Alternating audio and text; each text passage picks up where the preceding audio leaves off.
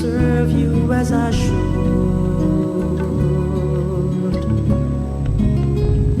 to give and not to count the cost, to fight and not to heed the wounds, to toil and not to seek for rest, to labor and ask not for reward, saved out of knowing that I do your most holy will.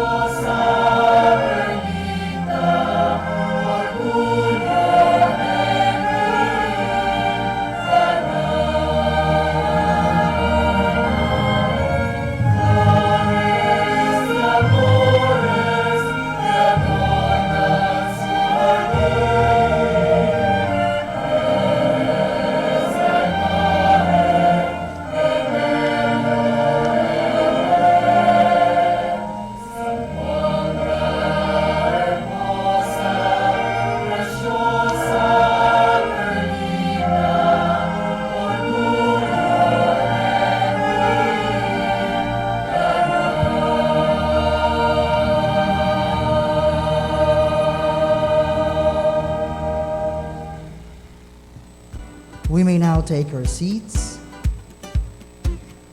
To welcome everyone to this momentous event, may we call in the Regional Director of Philippine Information Agency, Region 9, Ms. Noemi Edaga.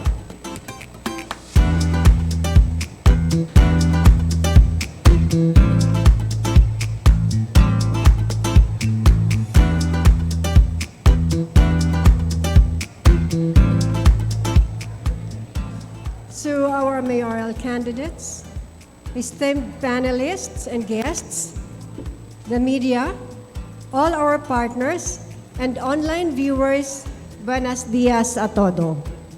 Magandang araw po sa ating lahat ngayong araw ng kagitingan.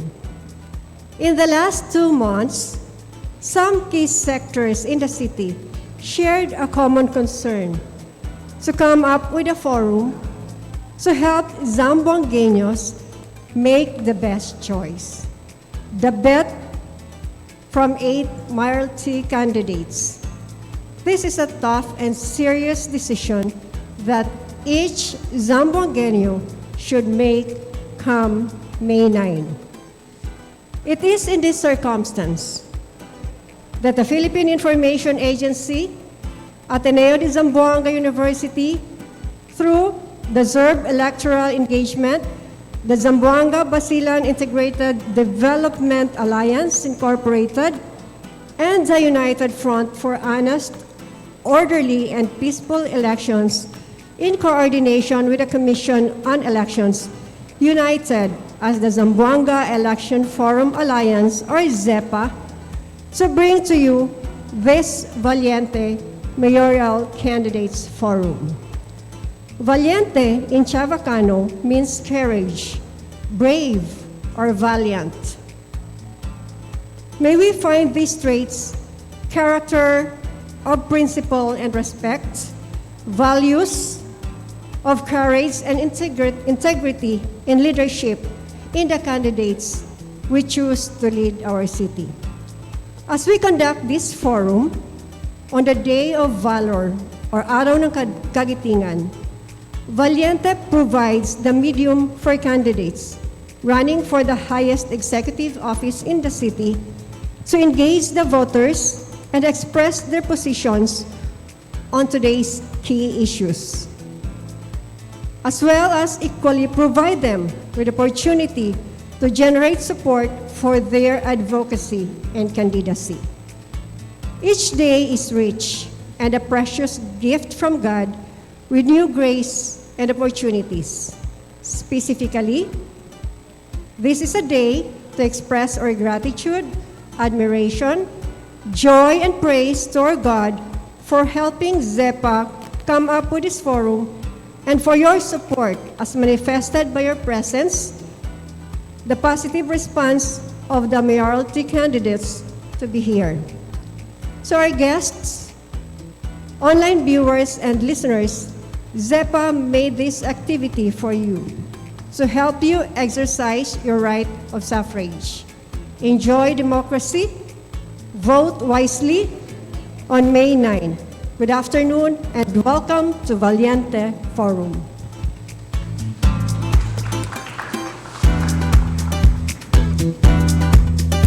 Muchas gracias, R.D. Noemi Edaga. Y para darle di la mensaje de soporta, favor toca otra vez mano con el Election Officer 4 del Commission on Elections, Attorney Stephen Roy Cañete.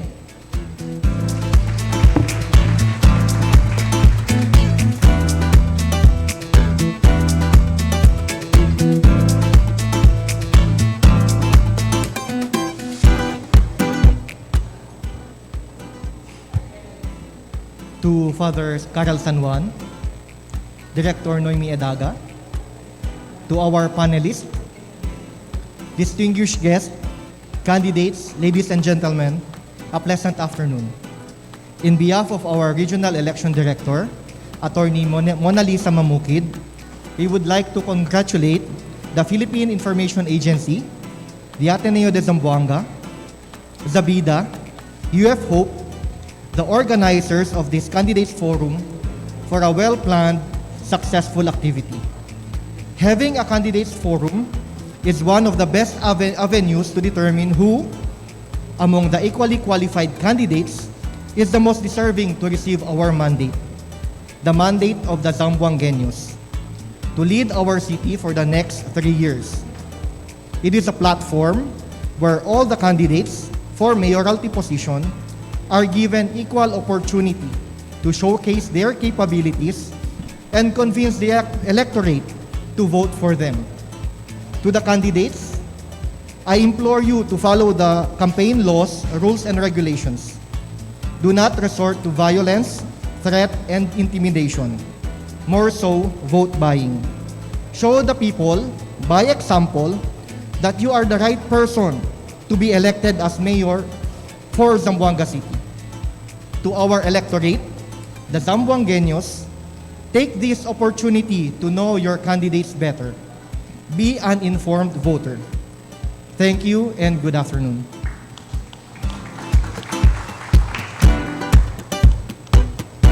Thank you, Attorney Stephen Roy Cañete. And to understand why this activity is being held, let us listen to the rationale to be given by the Zabida Communications Advocacy Officer, Ms. Diorenzi Frances Carion.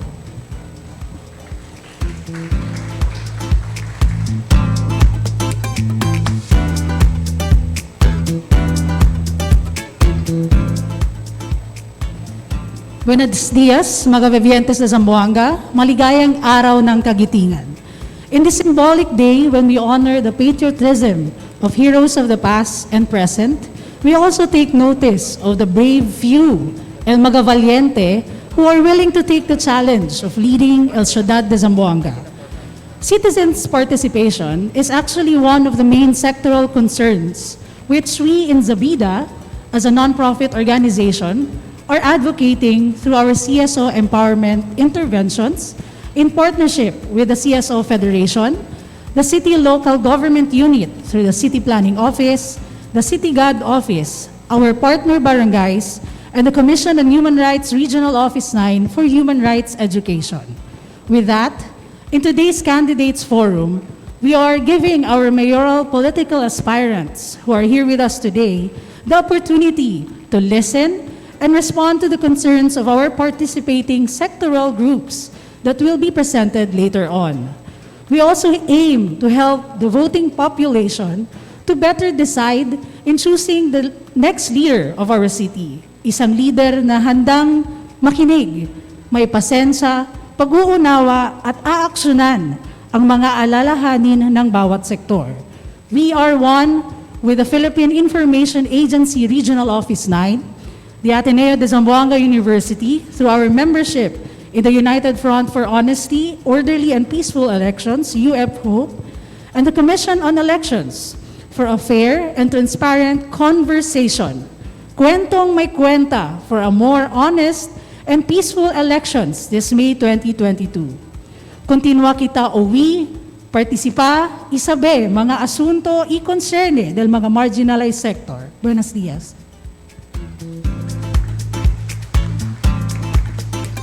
Muchas gracias, Ms. Frances Carion. For the information of everyone, the organizers, to include the Ateneo de Zamboanga University, Philippine Information Agency Region 9, and Zabida, gave all mayoral candidates equal chance to participate in the forum through a formal letter of invitation, either brought or sent to the residences or offices.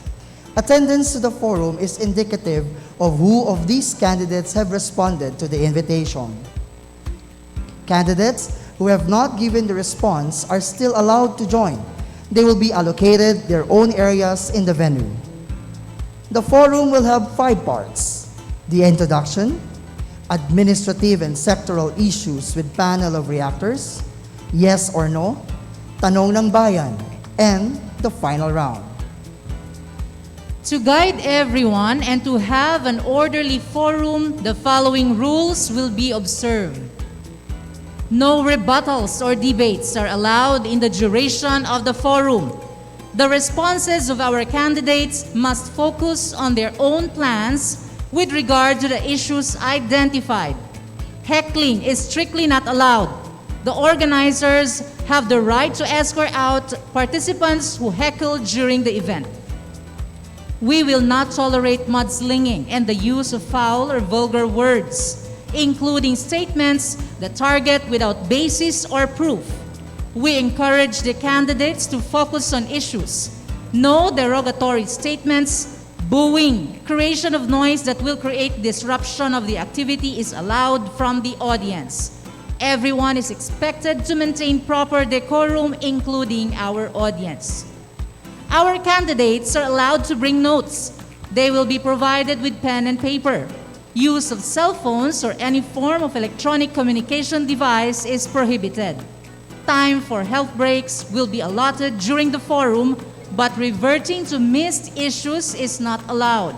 Candidates are allowed to bring 3 staff inside the venue. The entire proceedings will be taped as well as aired live through PIA9's Facebook page. Other media partners are also invited to cover live, but no media interaction will be allowed. They may conduct interviews after the proceedings. The invited audience will not exceed 100 participants in compliance with health protocols. Candidates will draw lots to determine the sequence how they will be called to answer. Candidates who arrive late may still be allowed to join the proceedings, but will not be permitted to respond to issues and questions they have missed. We will strictly follow the time given. 2 bell dings mean there are only 10 seconds left. 3 bell dings mean that the time is up. Our audioman will turn off the microphone once the time is up and turn on the mic of the next speaker. Ladies and gentlemen, the order of introduction and seating has been determined through draw lots at the orientation before this program. Let us now welcome our mayoral candidates. From People's Reform Party, Mr. John Dalipe.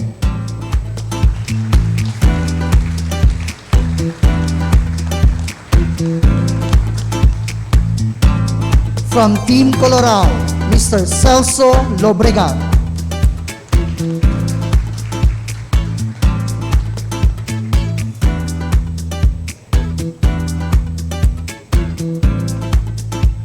And an independent candidate, Mr. Cesar Clemaco Jr.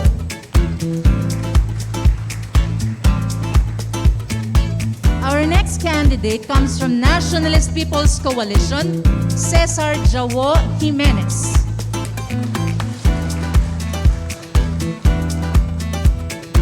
Attorney Romel Agan from the United Nationalist Alliance.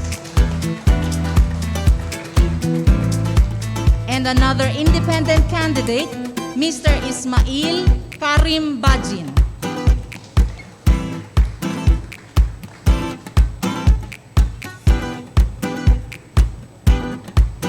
Our usherette will now pass the fishbowl for our candidates to draw lots to determine the sequence of our candidates who will answer our question for the part 1 of this forum. In 2 minutes, introduce yourselves and answer the question.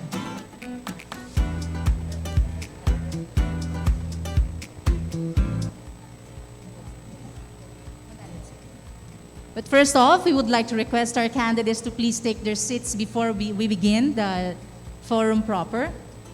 Settle down. Thank you. Let me repeat. In 2 minutes, introduce yourselves and answer the question. Porque tú el debe queda alcalde. We begin with Mr. John Dalipe.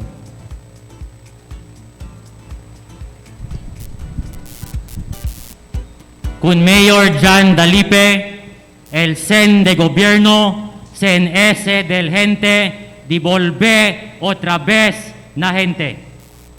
Ese es el principio del Team Dalipe. El presente administración, 9 años cinta, quiere pa continua. El antes administración, 9 años también ya cinta, quiere pa virá otra.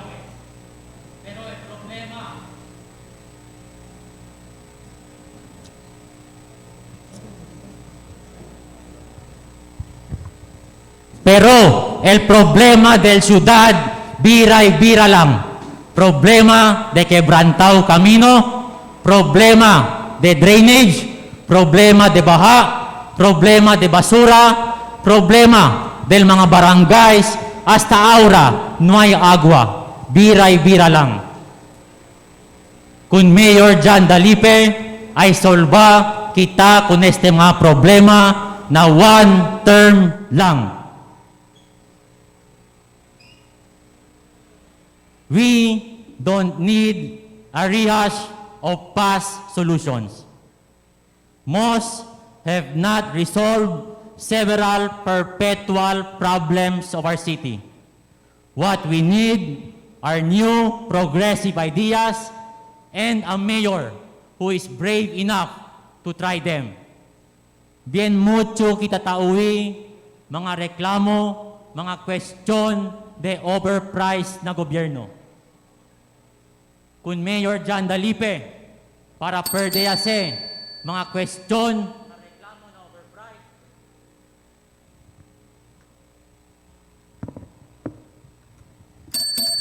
asi kita live na Facebook, todo mga biddings de gobyerno with Mayor John Dalipe, goodbye overpriced. Muchas gracias, Mr. John Dalipe. We would like to remind our candidates as well as our audience that heckling is strictly not allowed, and expression of support and other unnecessary noises to please be refrained since it violates our House rules. Thank you very much. And now we proceed to the next candidate.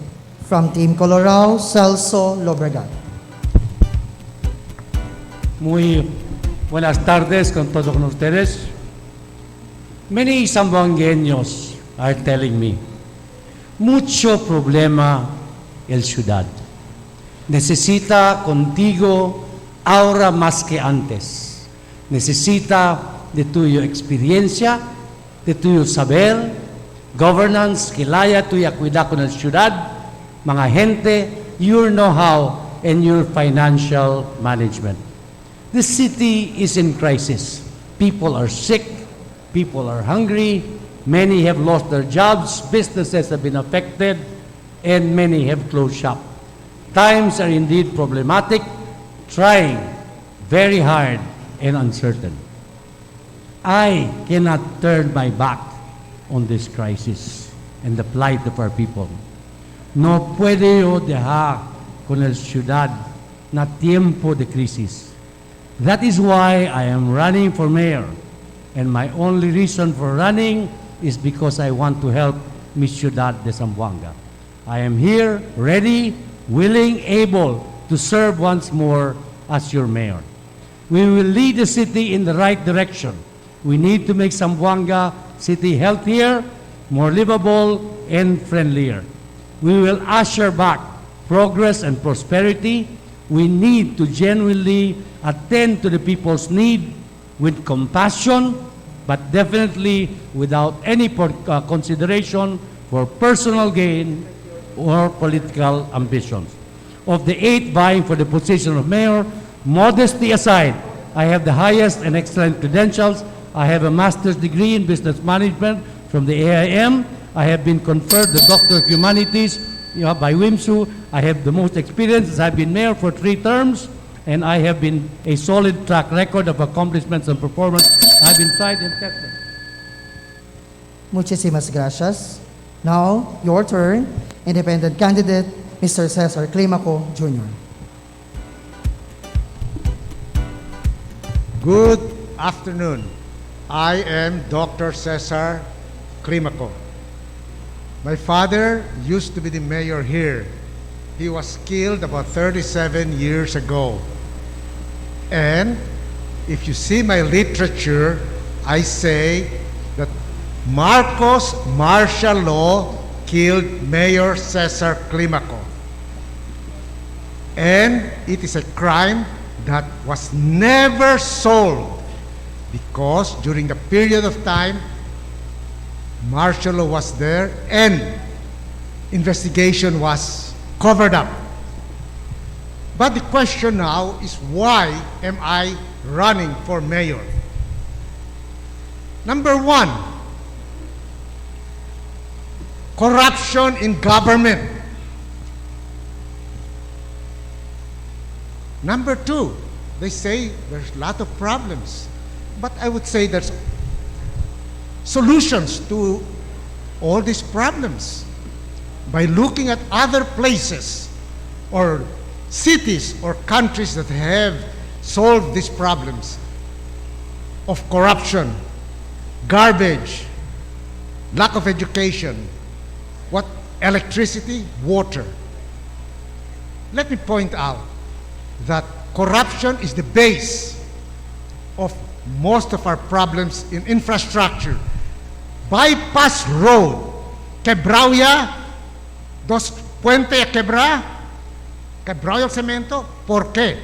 Chene, cosa pa sila SOP, el cemento, en vez 1, 2, 3, el vez plata, 1, 3, 5. So, evil, let us remove evil from our political discourse. Thank you. Thank you, Dr. Cesar Climaco Jr. Our next candidate to speak would be from National People's Coalition, Cesar Joao Jimenez. Buenas. Allow me to go into details. ¿Por qué ustedes suporta con Joao para alcalde? Number 1, free education. Taupresa kita, libre edukasyon para kandidato mga jóvenes na kolehiyo, free tuition fee, na high school, todo suporta dali kita kanila from bags to uniforms, including school supplies. Y también elementaria, el feeding program. Número 2, el free housing. Puede kita hacer. Nalabuan, cerca 500 casa, talabanta, na koordinasyon del gobierno nacional y gobierno local.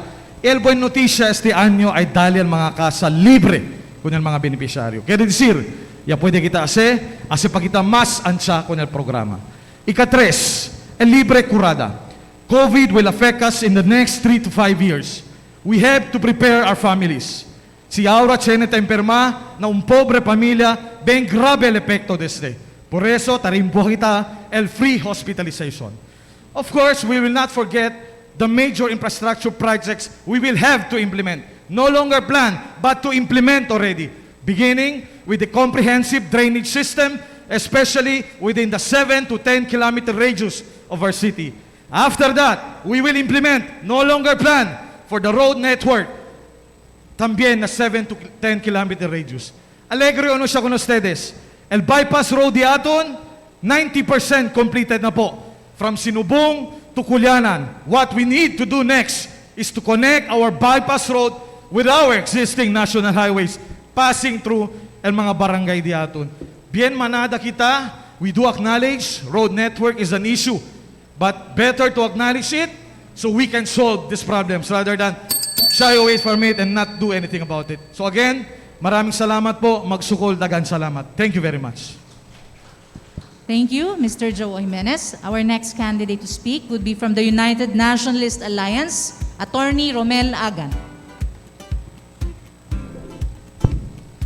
Buenas tardes kanatun todo. Assalamualaikum. Sa akong mga kaliwat nilyong kilat naguhuyog lapu-lapu, maayong hapon sa tanan. I am proud to say that I am a product of Ateneo de Zamboanga, where I earned my degree in Bachelor of Science in Commerce, major in accounting. I also earned my Juris Doctor degree from another Jesuit institution.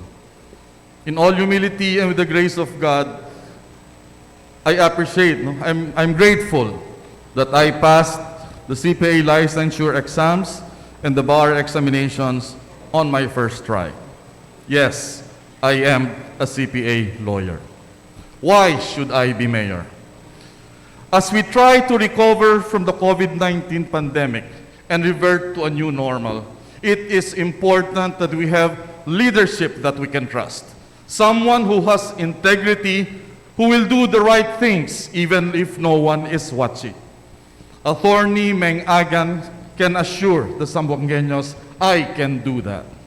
Because I learned well from my father, Mayor Vitaliano Agan, that the government position is not meant to be a business. I can assure the Zamboangeños that government resources can be entirely returned to the people in services, projects, and relief. That I can promise without having to go to Father tomorrow and ask for confession.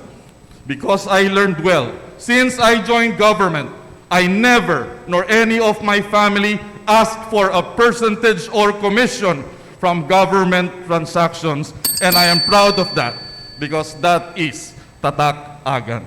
Buenas tardes, maraming salamat. Thank you, Attorney Meng. Our last candidate would be independent mayoralty candidate Ismael Karim Bajim. Bismillahirrahmanirrahim. Assalamualaikum warahmatullahi ta'ala wal barakat. At sa mga kapatid kong Kristiyano, ang kapayapaan ay sumasa inyo. Ako po si Karim Ismael Bajin.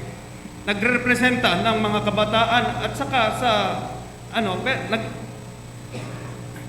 pero isa po akong Zamboangeño kasi ang nanay ko si Teodora Ramiliano Atilano at Isacio Gonzales. Inshallah, tumatakbo akong mayor para makipagtulungan. Kung hindi man ako makabigay ng tulong, at least hindi tayo makapagbigay sa kanila ng problema. At maraming sa mga dumaan na mga katulad na Cesar Glamaco, Jawo, marami silang nagawa.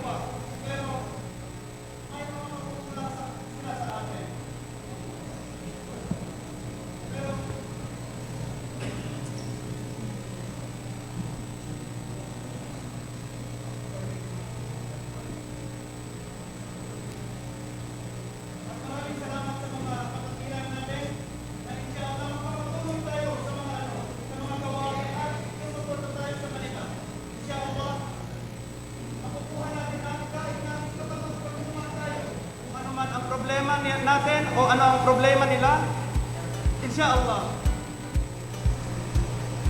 Maraming salamat. Thank you very much. Una vez ay sinta el nuevo elegido alcalde na posisyon ay atenderle con el diferente mga problema del ciudad. For the part 2 of our forum, our candidates will be answering issues affecting the different sectors and other pressing problems besetting the city. Our candidates will pick an issue from the fishbowl and will have a minute and 30 seconds to answer the chosen topic. For this round, we have four reactors who will probe our candidates or our candidates' answers, in which they will have another 30 seconds to respond. For this round, we will start with the independent candidate, Mr. Ismael Karim Bajim. Before we start, let me just introduce our panels. Composing our panel of reactors are distinguished personalities from the respective fields. First off, we have the Chief Revenue Officer of a private company and a former journalism teacher and practitioner. Please welcome Ms. Monabel Blanco Delgado.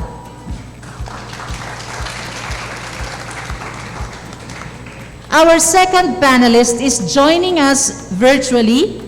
He is the communication specialist at the Senate of the Philippines. He was a journalist for over 25 years for various publications. Also an alumnus of Ateneo de Zamboanga. Let us all welcome Mr. Samuel Santos. Another member of our panel of reactors is the current Provincial Legal Officer of the National Commission of Indigenous People, Region 9, Attorney Gibran Abubakar. Completing our panel of reactors was a former president of the Zamboanga City Chamber of Commerce and Industry, during which the organization was awarded as the most outstanding local chamber in Asia and the Pacific. He is also the chairman of the board of Ateneo de Zamboanga University, regional governor for Western Mindanao Philippine Chamber of Commerce and Industry, chairman of the Regional Development Council 9 Economic Development Committee, private sector representative of Zamboanga. Ladies and gentlemen, Mr. Pedro Rufo Pocholo Soliven.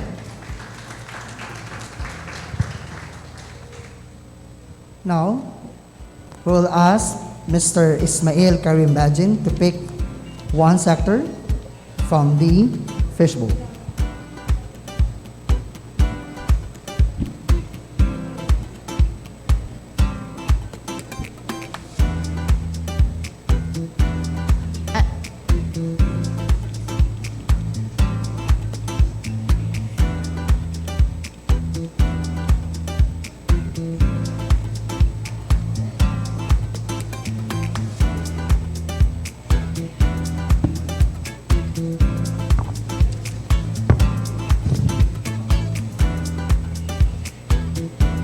One of the administrative issues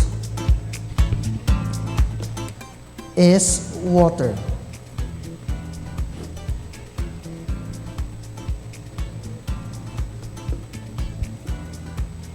High non-revenue water, the joint venture with Manila Water having failed. The NRW of CZWD continues to be very high at more than 50%. The critical financial condition of ZZWD exacerbates their inability to combat NRW as funds needed to improve operations are not available. Discussions within ZZWD point to the possibility that if NRW can be reduced by 50%, somewhere in the 25%, and half of the reduction can be converted to revenue, the recovered revenue can provide a much needed boost in the financial capability of the agency. At this point, we would like to ask from our panel of reactors who would want to react after the candidate speaks. All right. So here's the question. If given the chance to be the next mayor of Zamboanga City, what will be your plans to help address the non-revenue water of the Zamboanga City Water District?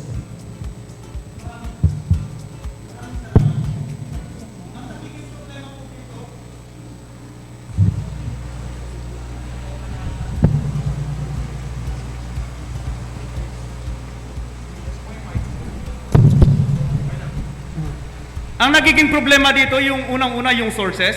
So, ang sinasabi, kapag ang sources natin ay kulang, dapat saan tayo kukuha? Hahanap tayo ng mga paraan. May mga sources tayo sa dagat, refinery, inshallah. At saka, marami tayong ilog dito sa Zamboanga na pagkukuhanan ng pansin. Pagkukuhanan ng resources ng tubig. Pangalawa, is pagagandahin natin yung operational. Yun po, ma'am.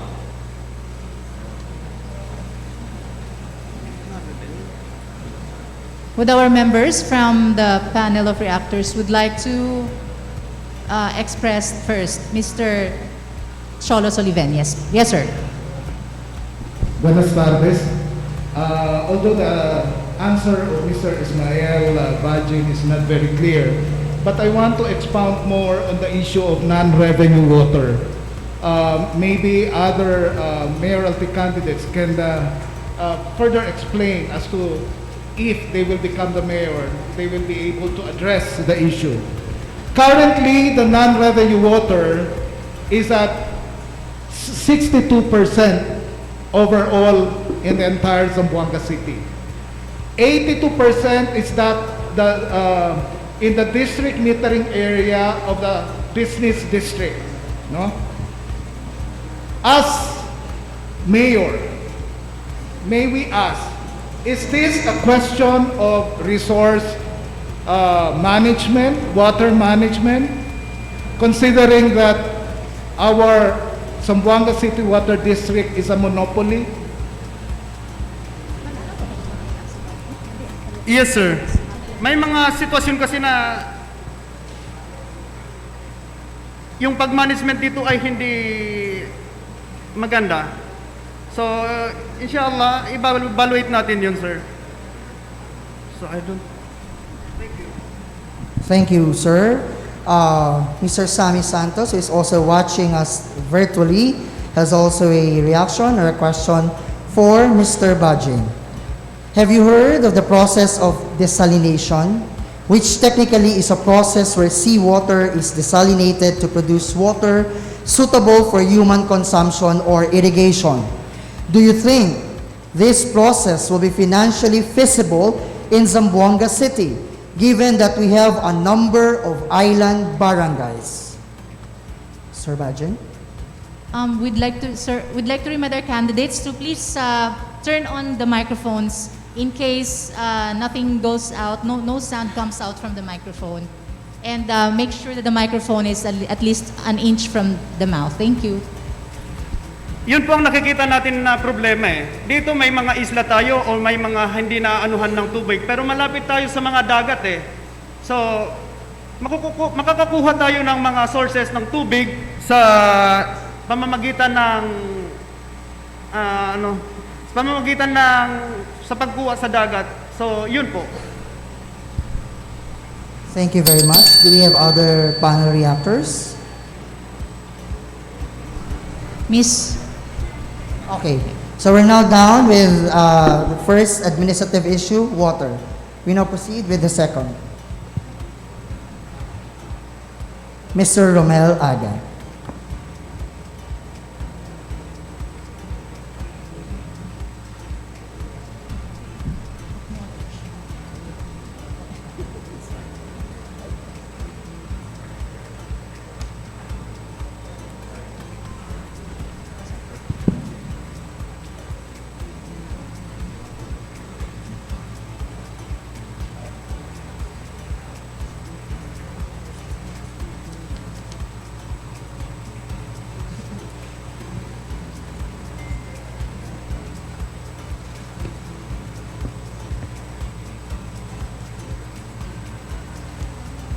Existence of private wharves.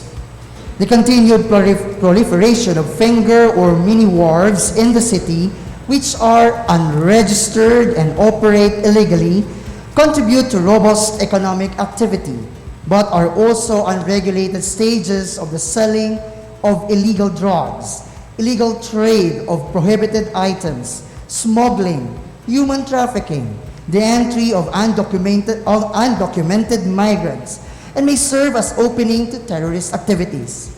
Question: what actions will you take to safeguard the city while ensuring inter-island economic activity is unhampered?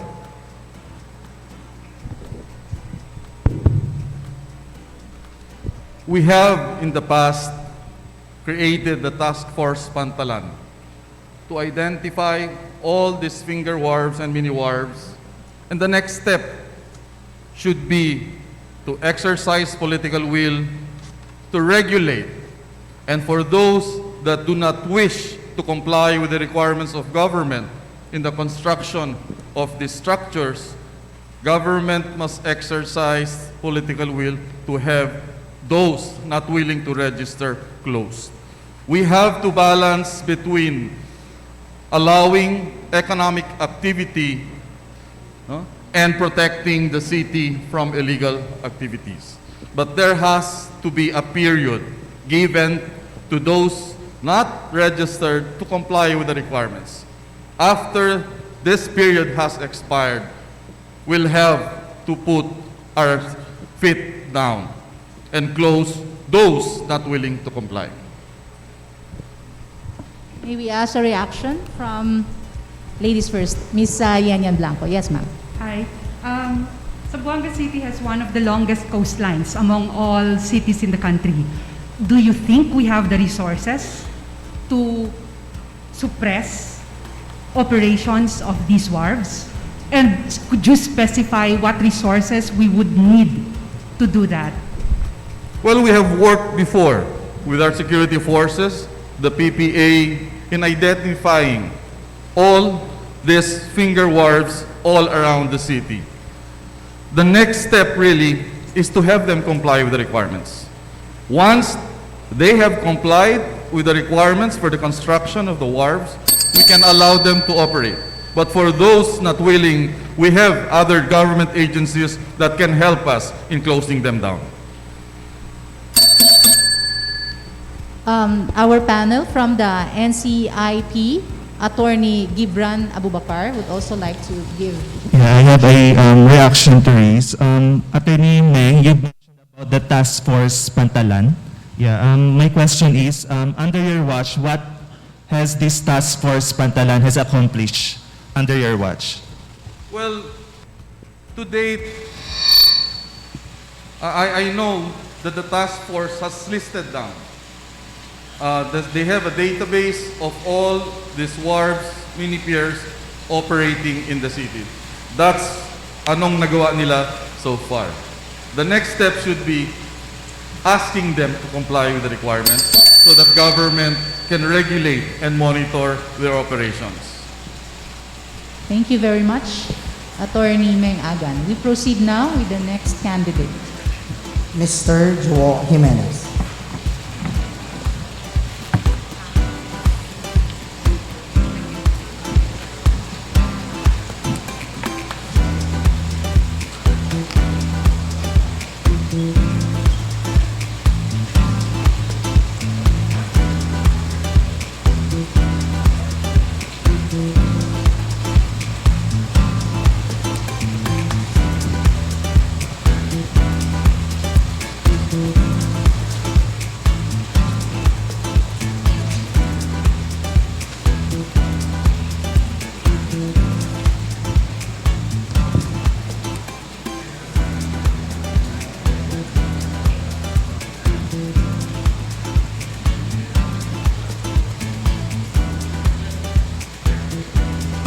Food security, climate change. The United Nations backed Intergovernmental Panel on Climate Change released in September 2019, a report on the world's ocean and cryosphere, glaciers and polar regions, getting warmer, more acidic and less productive. Sea levels are projected to rise nearly half a meter by 2100 if Earth continues to warm. Climate Change Commissioner Rachel Herrera told Philippine Star that rising sea levels will likely cause more storm surges and flooding and endanger coastal communities. And the most affected sectors will be agriculture and fisheries, impacting on fish catch and our food supply.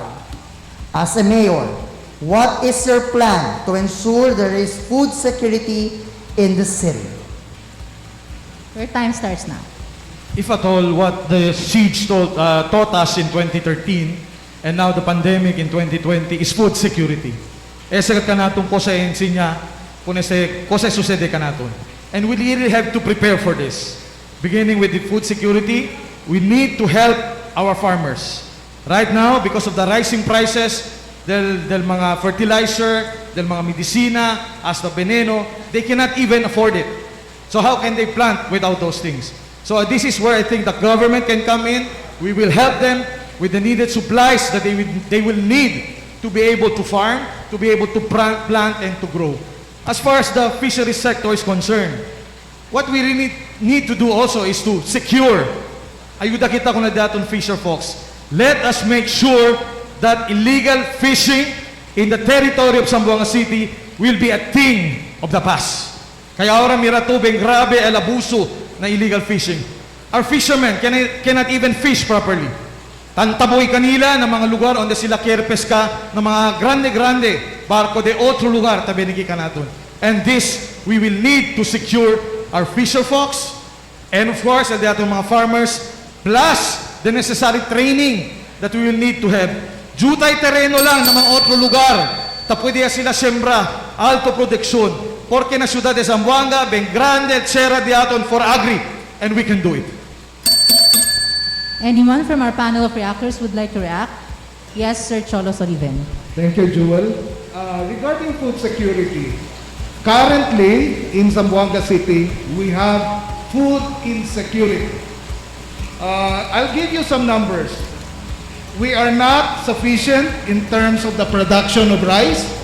We are only producing 11% of the total demand. For our chicken, which is also given a lot of prominence right now, considering that we have the bird flu in Luzon, an estimated per capita requirement of Zamboanga City for 2021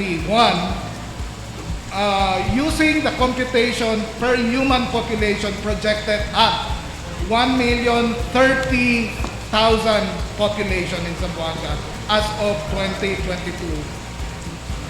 Our annual requirement is at 14.32 kilograms per year per person. Our sufficiency level is only at 39%. That is only as far as our chicken supply is concerned. You mentioned earlier about fish. DA have already, and this has become also a very controversial decision of Agriculture Secretary William Dar, when we have to import even galunggong from China. What is your position on that when we talk about food security? Well, food security, number one, regarding the plan of the government to import galunggong, I will not support it. That is insulting on our part. Experts are saying we will be buying galunggong, say for example, from China, and where are they fishing? They are fishing in our country.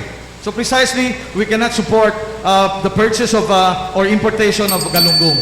And manada kita ko sa pwede ase, we need to provide infrastructure para diaton mga sembradores, mga suppliers, de mga manok, pwede sila lebanta nila negosyo. Thank you, Mr. Joel Jimenez. Now, we proceed with Mr. June Climaco.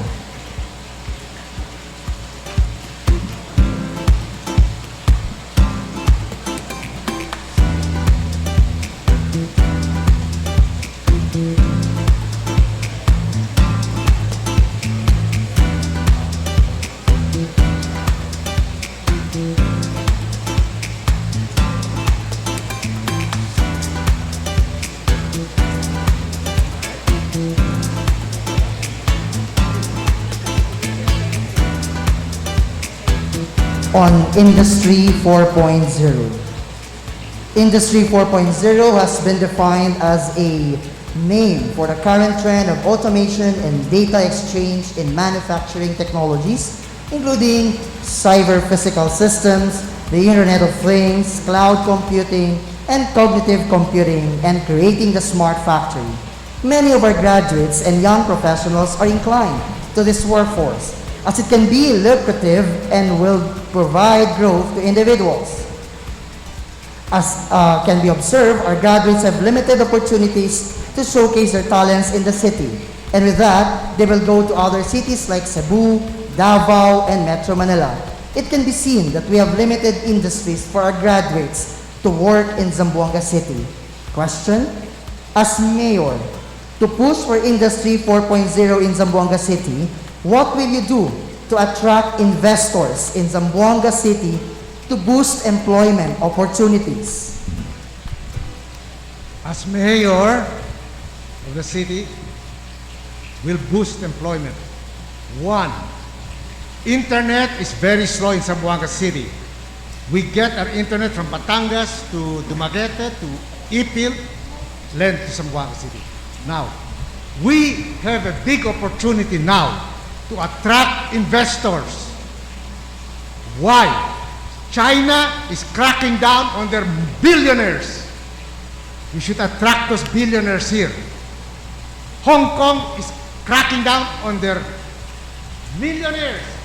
We should attract those millionaires here to invest in this country. How to do it? Give them tax break. Let's lower their taxes, corporate tax, say to half of what it's usually asked by our government here. And I want Zamboanga to be an eco zone, the whole Zamboanga City, and give all the people tax break of paying, say, 10% across the board.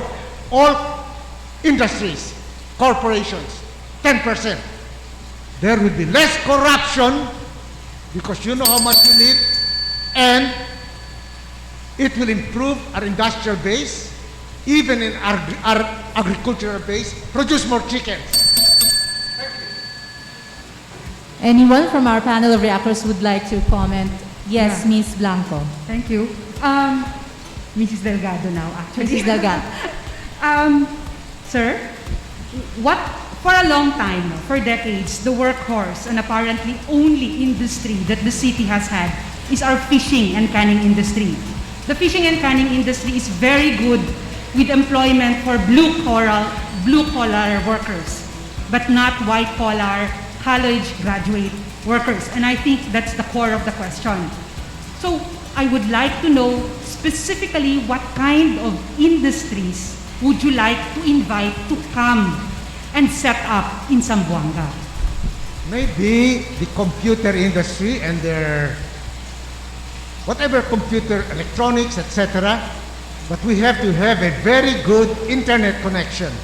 So I say our internet connection should be from Batangas to Zamboanga City, undersea cable, not passing to Dumaguete or Dapitan or Ipil to here. So with a good internet connection, we can have a better, whatever they do, like call centers, which is not really, in my mind, good thing.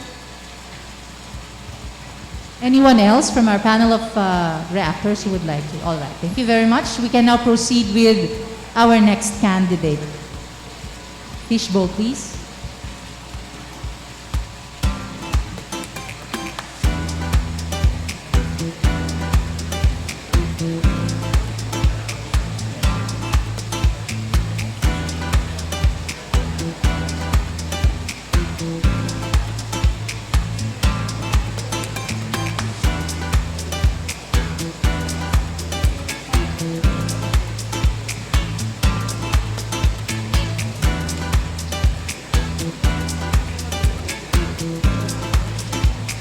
Traffic management.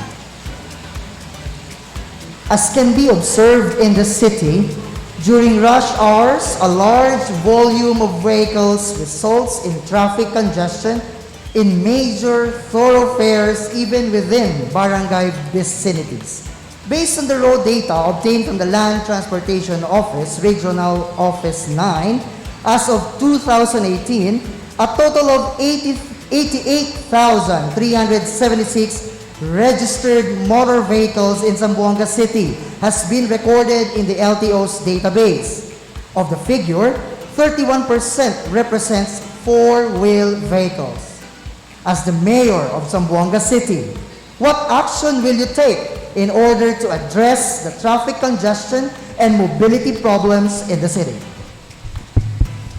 Thank you very much. It is my lucky day, my favorite topic.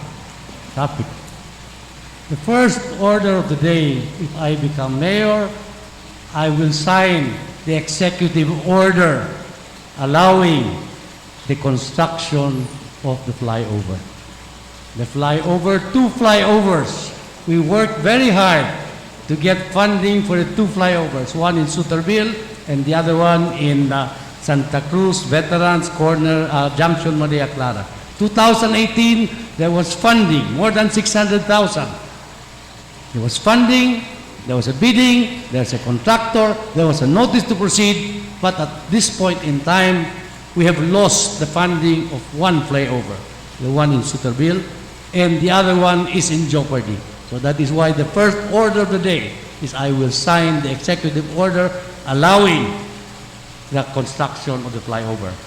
Actually, it takes political will to solve the traffic problem. They said it was impossible to widen this Baliwasan Chico to Suterville. It was a two-lane highway. They said it was impossible to widen the Baliwasan seaside. But with political will, we were able to construct.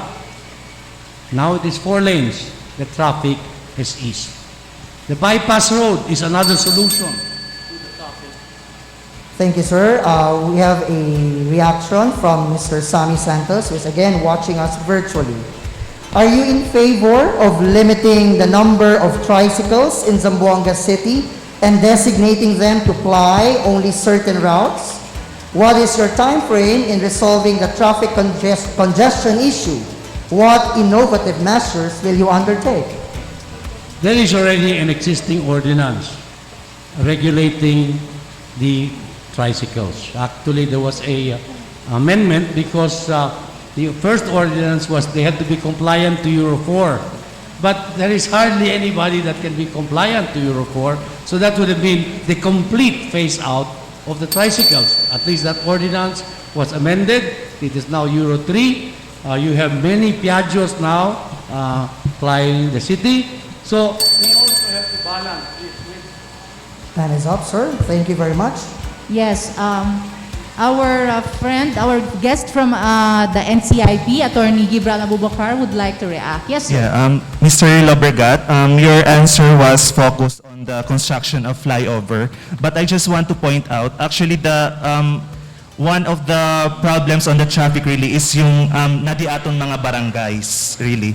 Ang Benjutay L roads, but if you observe in these barangays, congested yung mga houses. So my question is, what is your plan if elected mayor in these barangay roads? Because traffic really is centered now in these little streets among the barangay. But the problem is there are houses along the streets. So what will be your plan in managing these traffic problems in our barangay roads? Definitely, we have to build more barangay roads and more farm-to-market roads. During my administration as mayor, we really concentrated in cementing barangay roads and farm-to-market roads. Almost all barangays had projects. Now, the problem with the roads now is that you have the problem of donations. So, All right, we'll now proceed with the next candidate.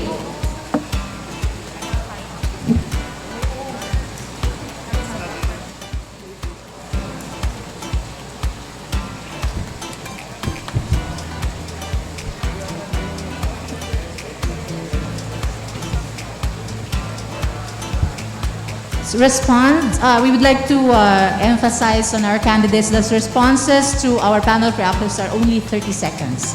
That explains the turning over our microphones. Thank you. Flooding and climate change. In 2019, the research by Scott A. Culp and Benjamin H. Strauss reported that 250 million people across the globe currently live on land below current annual flood levels, and 110 million live below the high tide line at present. In the Philippines, there are 5.4 million Filipinos already occupying land below annual flood levels.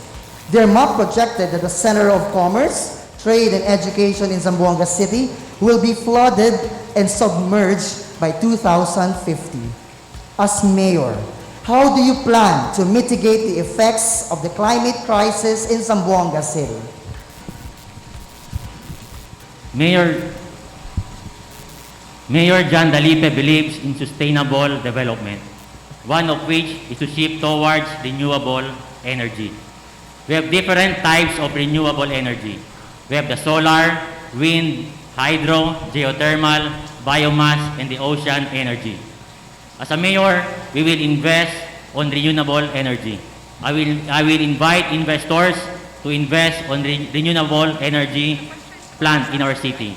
Second, we will partner with research institute to further explore more renewable energy in our city.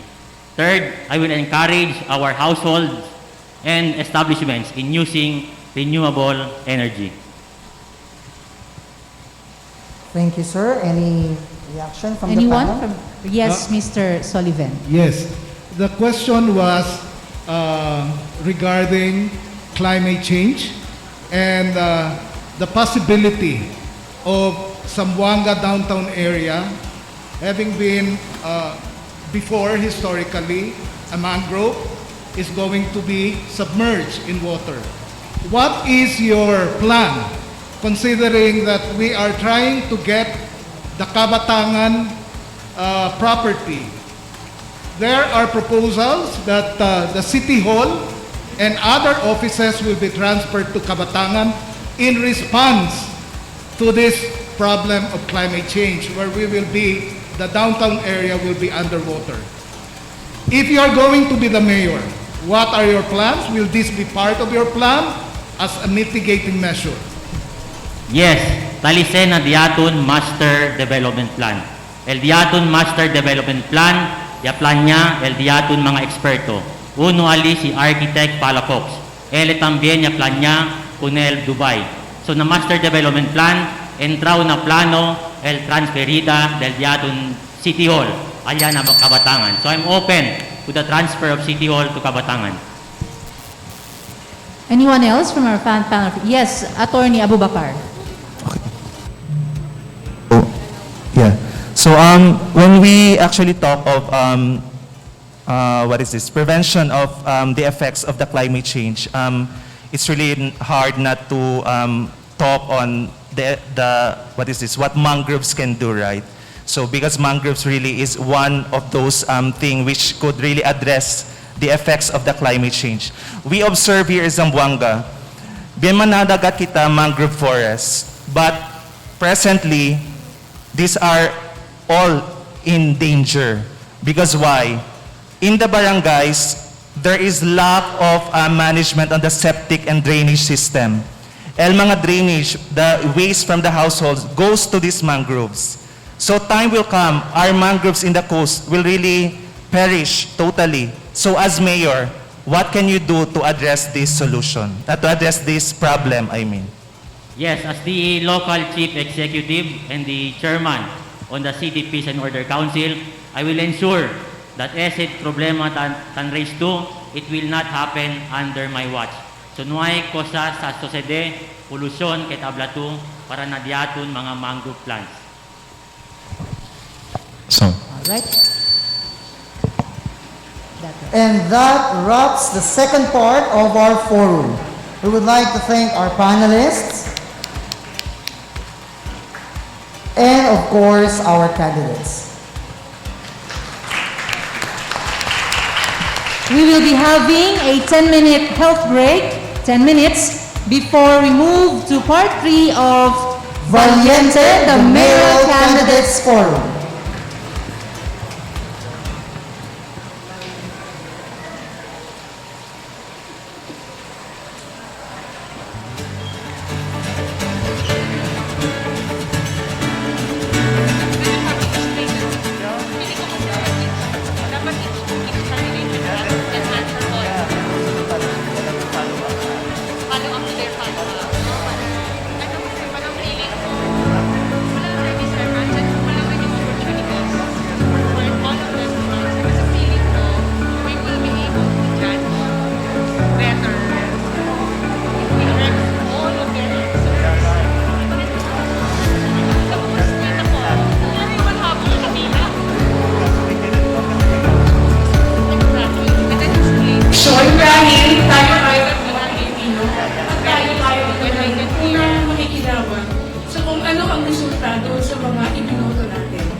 Dahil mulat ng ating kaisipan na niluluklok natin yung mga tao o kandidato na alam natin bibigay ng pag-asa sa ating bansa na matagal na rin natin hinahanap sa ating population para sa ating pagbabago.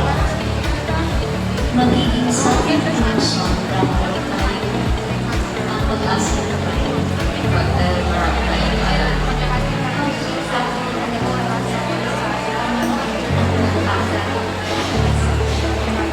Dahil tayo mga kabataan ay iniwala sa muling pangalaman para sa dahil tayo ay informed and empowering culture. Dahil para sa bayan, patuloy tayong mag-empower, makikinig. Dahil nanginginig na ang ating kung anong tama at nararapat. Election right out natin desisyon na natutuloy na pagbabago. Sa atin ang eleksyon dahil ito ang dapat at tama. Maging sa atin ang eleksyon. Dahil bawat isa sa atin, meron tayong mahalagang ginagampanan. Magiging sa atin ang eleksyon dahil tayo ay may kamalayan. Magiging sa atin ang eleksyon dahil deserve natin. Eleksyon. Hashtag sa atin ang eleksyon.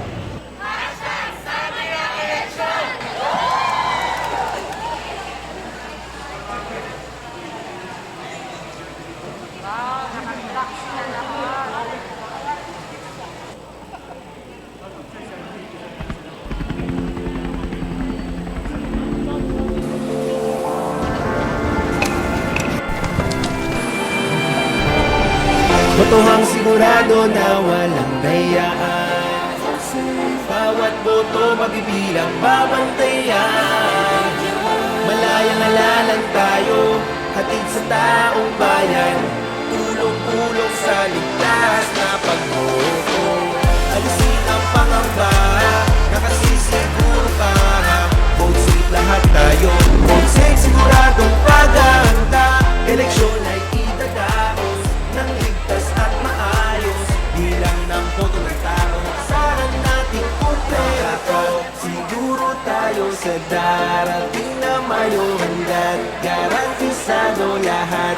Bilang ng boto, tutukan ang gusto at pantay. Saradong todo, pantay, pantay na pagtingin. Walang agrabyado, talyado para sa Pilipino.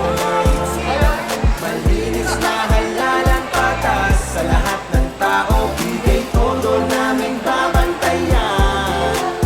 Mula botohan hanggang bilangan, vote safe ang mamamayan. Alisin ang pangamba, nakasisiguro ka. Vote safe lahat tayo, vote safe siguradong paghahanda. Eleksyon ay idadaos ng ligtas at maayos. Bilang ng boto ng tao, asahan natin kumpleto. Handa na lahat ng kailangan sa darating na botohan. Luzon, Visayas, Mindanao, vote safe, huwag magkaalangan. Handa naming paglingkuran lahat, bawat mamamayan. Makakaboto ng likas, bawat botante, sino man. Isipan natin mapayapa, tamang bilang makikita. Vote safe lahat tayo, vote safe siguradong paghahanda. Alisin ang pangamba, nakasisiguro ka. Vote safe lahat tayo, vote safe siguradong paghahanda. Eleksyon ay idadaos ng ligtas at maayos. Bilang ng boto ng tao, asahan natin kumpleto.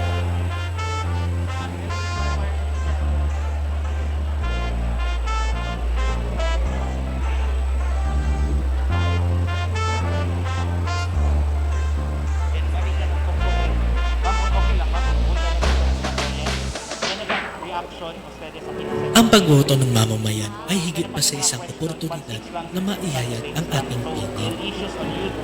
Ang pagboto ng mamamayan ay isang karapatan na hindi dapat masayang. Maging natural volunteer para ipaglaban ang ating karapatan at pinin. Bantayan ng boto, bantayan ng bayan. Pero man-react pa rin sa des. Dapat asa na siya kabayan. Then, dada mo sequel alya, yan health break tayo. So yan mali alya mo Mahilig ka bang mag-post ng mga kuro-kuro? Sigurado ka bang tama ang mga to? Umaasa ka ba sa survey? At kung sino nangunguna, doon ka pumipila. Ng alkalde sa Bisaya. O handa kang ipagpalit ang boto mo para sa kaunting barya.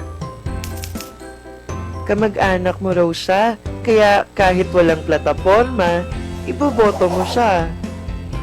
Busy ka, ayaw mo ng drama, kaya di ka na lang boboto.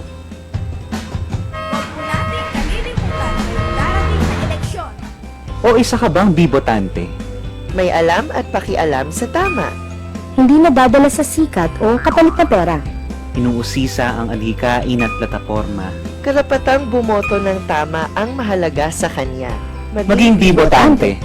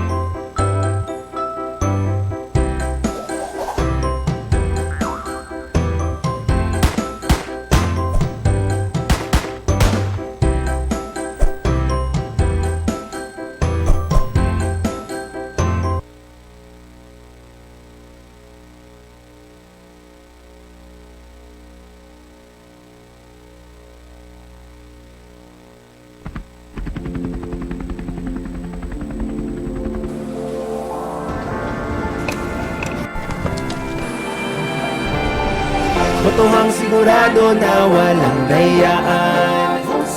Bawat boto mabibilang babantayan. Malayang alalan tayo, hatid sa taong bayan. Tulong-tulong sa ligtas na pagboto. Alisin ang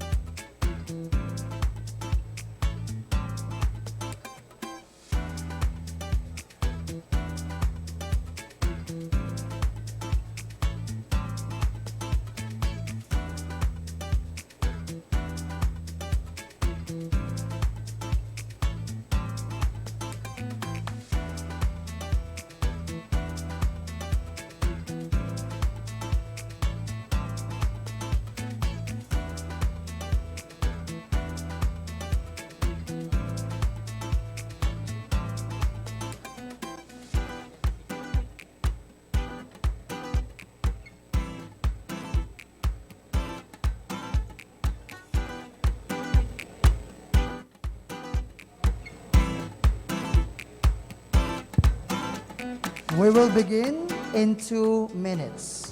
Once again, We will begin in 2 minutes. Thank you.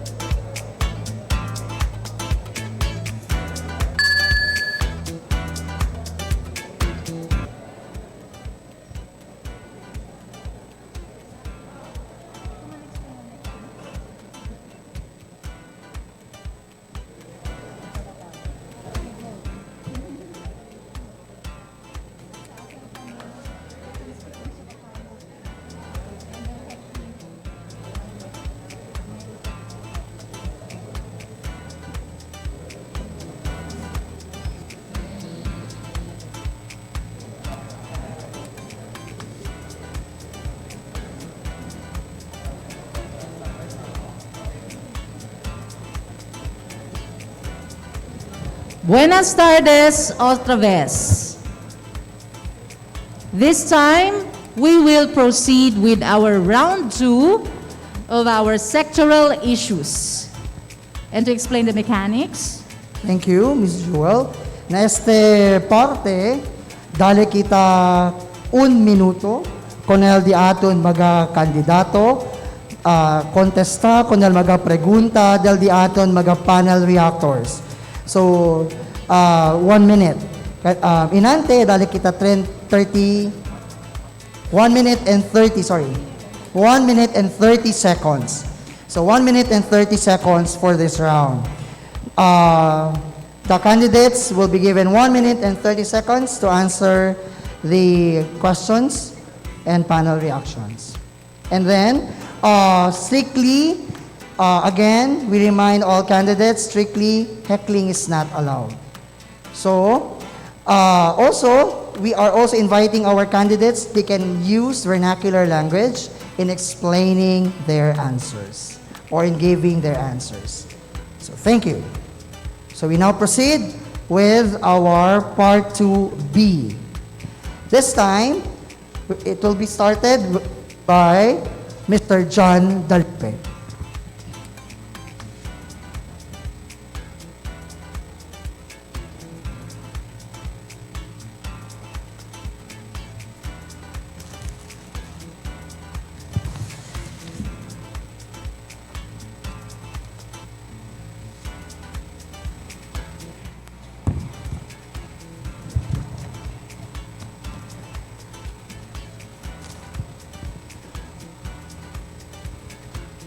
On IP and ancestral domain. IPRA, Chapter 3, Section 7, the rights to ancestral domains, wherein the rights of ownership and possession of ICC and IP to their ancestral domains shall be recognized and protected. In Zamboanga City, there are 2 ancestral domains, one by the Subanon in the Zambo Ecozone, and the other by the Bajau in Barangay Sangali. However, there are other IP communities expressing their intent to claim their ancestral domain. Question: how can you provide assistance to the indigenous communities to expedite the claiming process?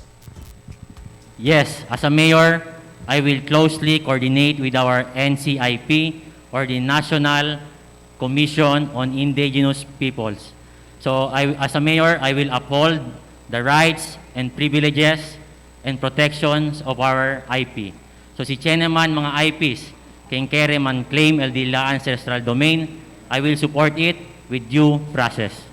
So I have no problem on giving the ancestral domain kung el diaton mga IPs.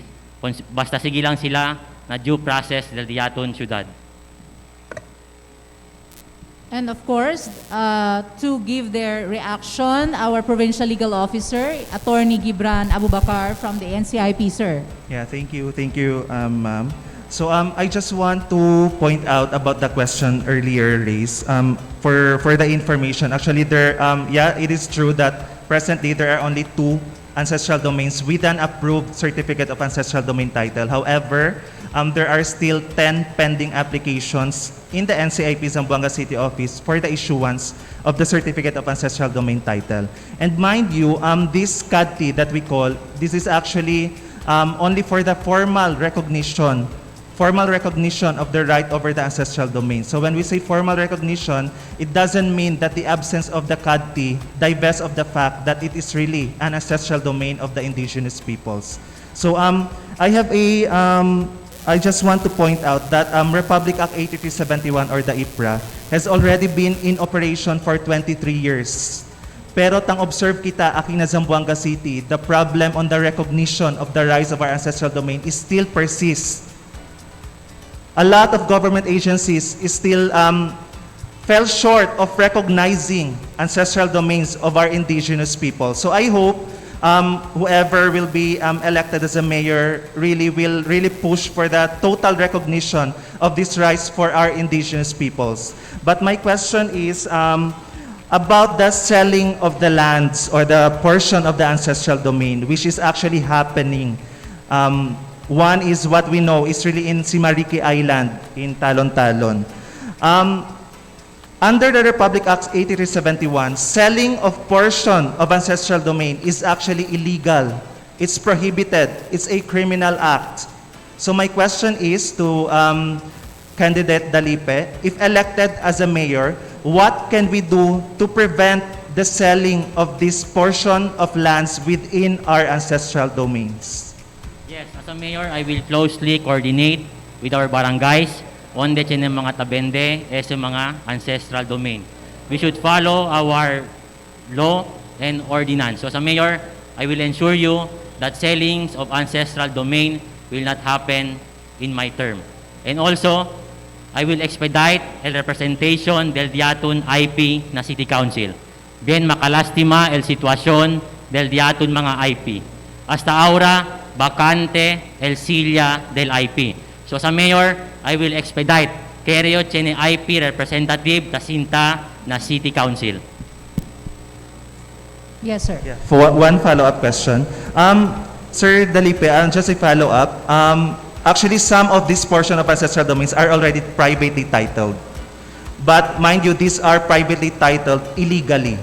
So as a mayor, what is your plan to make these private titles maybe null, void? What is your program to help the indigenous peoples reclaim these ancestral domains? Yes, sige kita na due process siyempre. Taliel diaton City Legal Office, taliel diaton City Assessor's Office. So sige kita na proseso. We will claim it back si DBC para sa kautrabes. Anyone? Any other members of the panel? Yes, ma'am, Mrs. Delgado. Thank you, Jewel. In other parts of the country, settling ancestral domain issues has often escalated into violence. Have you made an assessment of the possible roadblocks to settling of ancestral domains here in the city? Another way to ask the question is, in Tagalog, no, sino ba ang masasagasaan kapag ka binalik natin sa mga IPs ang kanilang lupa?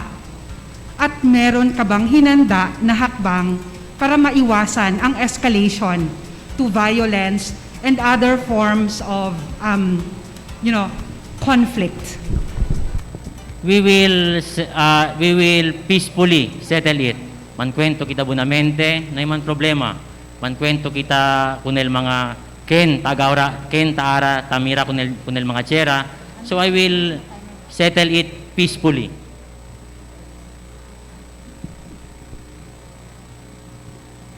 All right, Mr. Sullivan.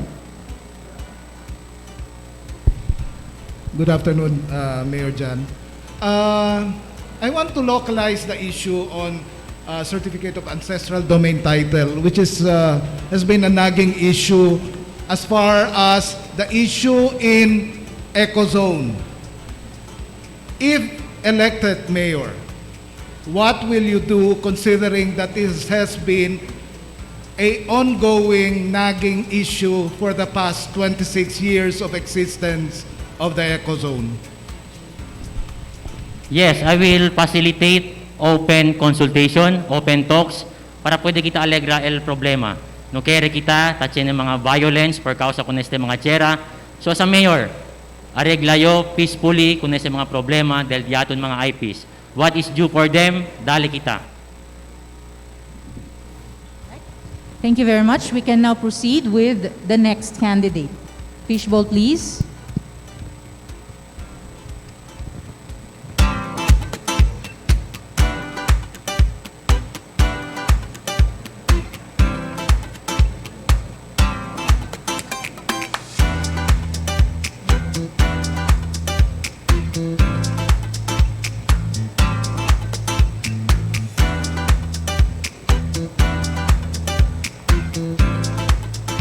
For Mr. Celso Lobregat, the sectoral issue is child labor and protection. In 2015 National Baseline Study on Violence Against Children by the Council of the Welfare of Children and UNICEF, high rates of violence against children have been recorded and identified.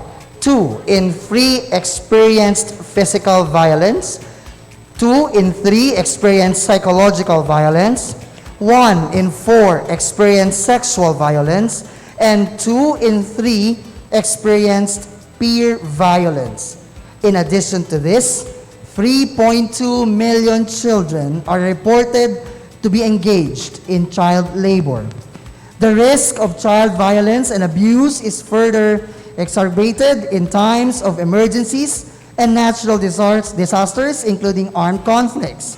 Increased number of cases of illegal arrest, detention, and punishment of violators of the lockdown regulations was observed during the first few months of the total lockdown. Some of the most controversial media reports on human rights violations that transpired during the COVID-19 pandemic involved children below 18 years old. A report in 2021 has also rated how women during the quarantine in quarantined in Zamboanga, has had to silently endure the beatings of their husbands because she and her children were dependent on him for survival. The question, as mayor, how will you resolve the many child protection issues of our city? Thank you very much for that question. We have our program of government, and under social inclusion, we have number 15 action plan, which is women, children, and LGBTQ. I will read. To secure women's and children's rights and welfare, and uphold and promote family values in line with gender and development programs, to be sensitive to the LGBTQs. Actually, when you talk of women, you also, or of children, you have to talk of women. So, again, one of the things that we will have to do is really improve and strengthen and, again, activate the Women Crisis Center. In the Women Crisis Center, you have many children that have been abused. There is the problem of teenage pregnancy. We will have to work together with our City Health, with our DSWD, CSWD, and also the Department of Health. Actually, the abuse of children, again, we were very active in the anti-human trafficking, which also involves children. So we were recognized globally. Anyone from our panel of reactors who would like to ask clarification or questions? Sir, in your terms as mayor, may we know what accomplishments you made in this area? Well, again, we were able to put up the Women Crisis Center, wherein abused children were also there. We were very supportive of the orphanage in Talon-Talon. We were also supportive of the Kawad Kalinga, and we also had the SDC, Social Development Center. There were many, many children, and every birthday and Christmas, that was my priority, to visit all these areas where children are deprived children, homeless children, or abused children. So again, children are very close to me. Every time I go there, they are happy to see me because they get a Jollibee or they get something else. No? May I ask the follow-up question? Sir, despite these interventions that you did during your term, the problem still persists. Children are still abused, women are still abused. What is it that we have yet to do? Actually, we really have to strengthen our social programs, no? Not only for women, not only for children, for deprived sectors like PWGs and even LGBTQs, no?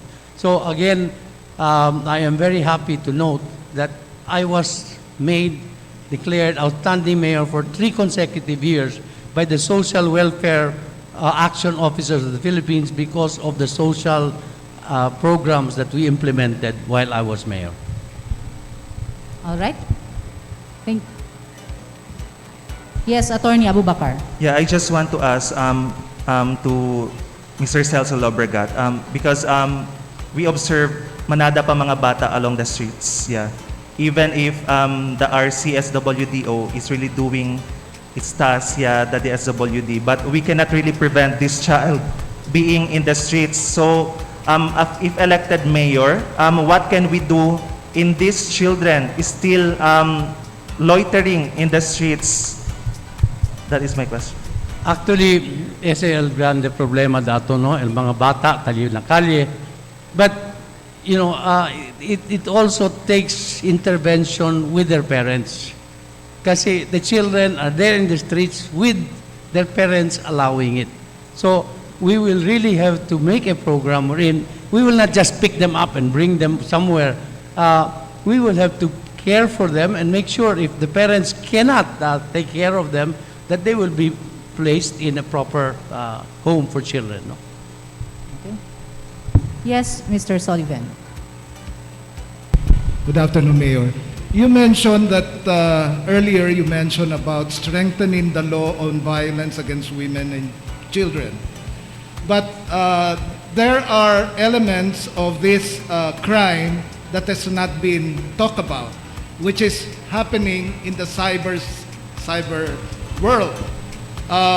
We have learned about mothers even doing some activity for child pornography. How will you be able to strengthen the law considering that they're still not covered by the law on violence against women and children? Actually, we will have to really strengthen the communication efforts and also intervention efforts. No, it's unfortunate that some mothers take advantage of their children, and so when this happens, the one affected most is the children, and the one benefited most is the mother. So again, if we can have more intervention, also we will have to implement the law on child abuse. No. Thank you very much, Mr. Lobregat. We now proceed with the next candidate. Mr. Cesar Clico Jr.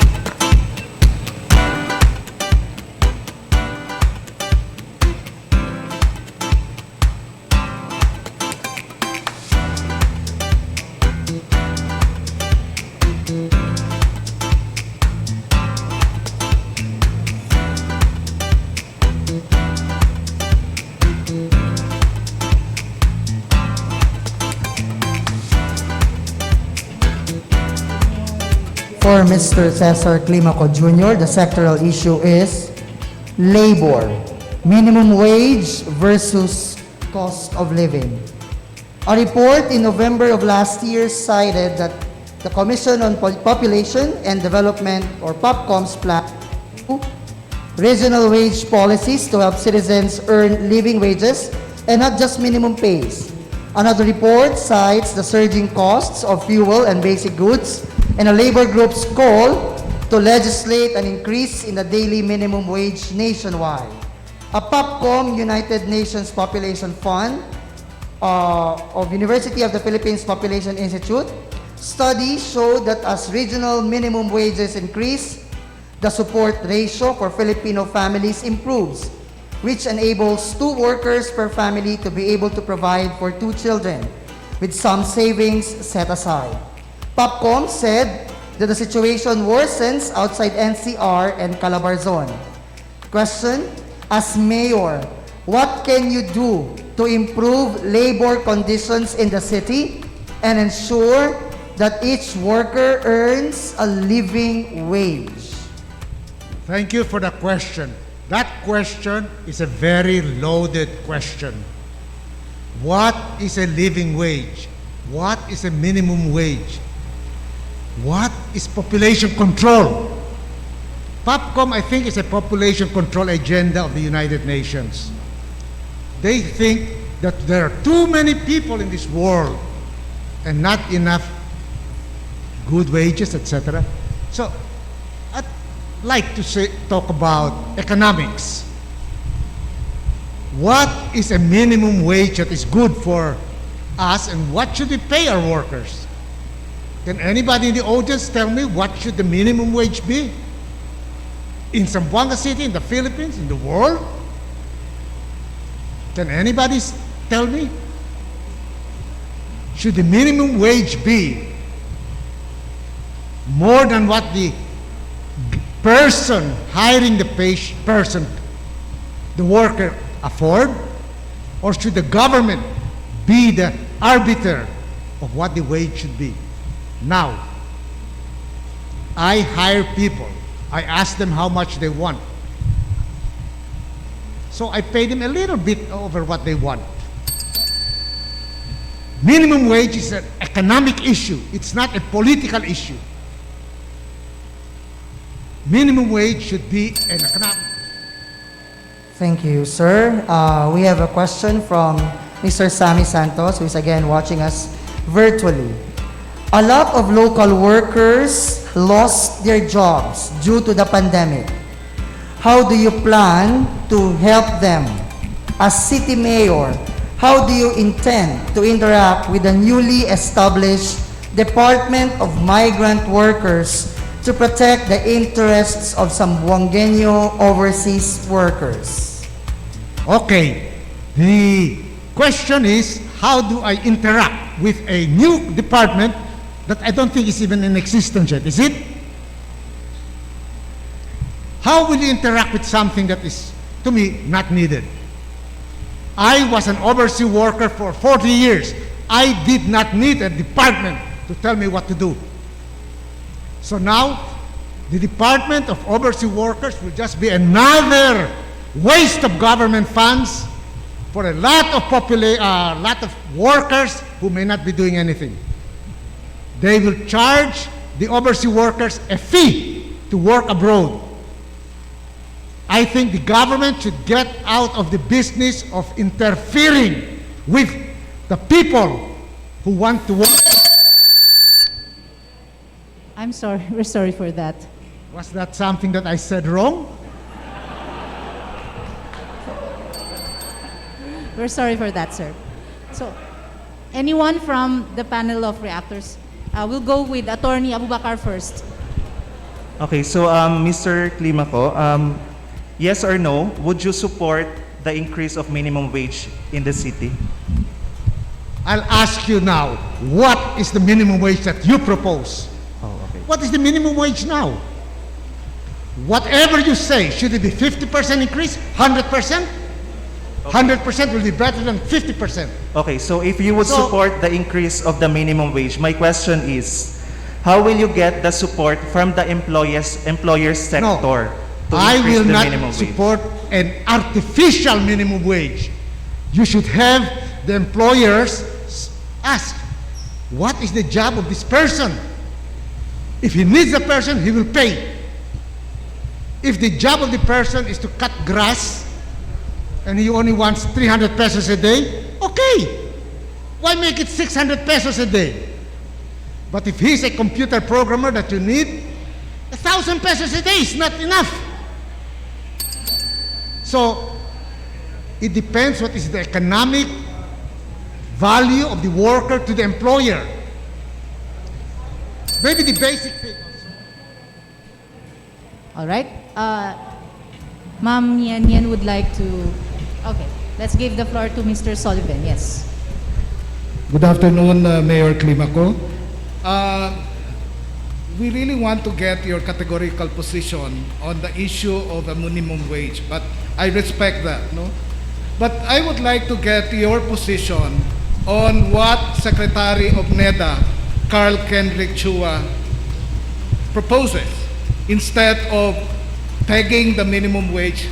For Zamboanga City and Zamboanga Peninsula, it's now being proposed by our labor union from 316 to 512, I think. This is being proposed yet. There's still consultation. Secretary Chua proposes the following recommendation. Focus on relief in a targeted manner to vulnerable sector. Provide unconditional cash transfer and conserve energy, which includes trimming the 5-day work to 4 days. He specifically mentioned the reason why he is proposing this. Because we are still under the pandemic and we are still reeling off. We are not yet out of the woods. We are not yet endemic, and we still have to do our business continuity plan. And at the same time, looking at it from the macroeconomic perspective, it will do more harm than good to the economy because it will hasten further inflation. What is your position on the matter? Well, basically, inflation is the printing of paper money. So how will all these things affect inflation? when inflation is the printing of paper money by the central bank? Second, what has this to do with anything? There is no pandemic. Can anybody here tell me that somebody with a blood level of vitamin D of 60 nanograms die of coronavirus when they have a vitamin D level over 30? You will be asymptomatic. So, instead of wasting money on vaccines that don't work, boosters that don't work, advise the people to get vitamin D. They will be asymptomatic. If all of us are asymptomatic, there is no pandemic. This pandemic is to sell the vaccines.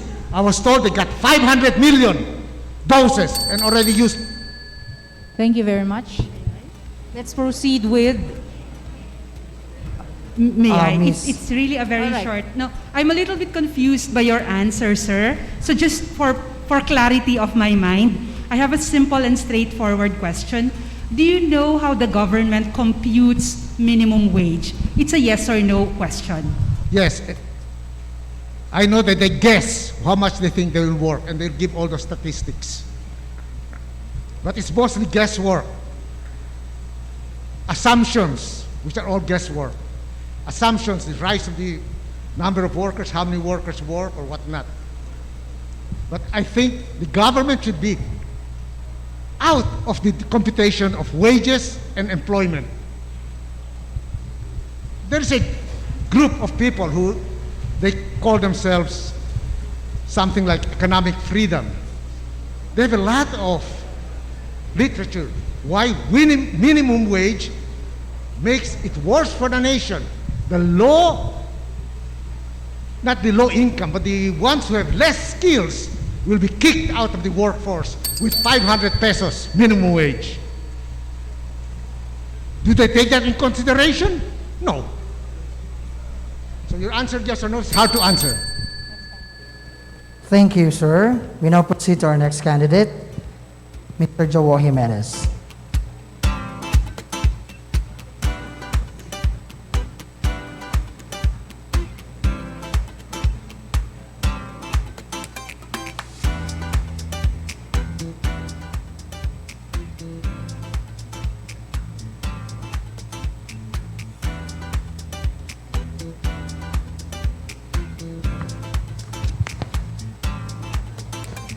For Mr. Jimenez, the sectoral issue is women teenage pregnancy.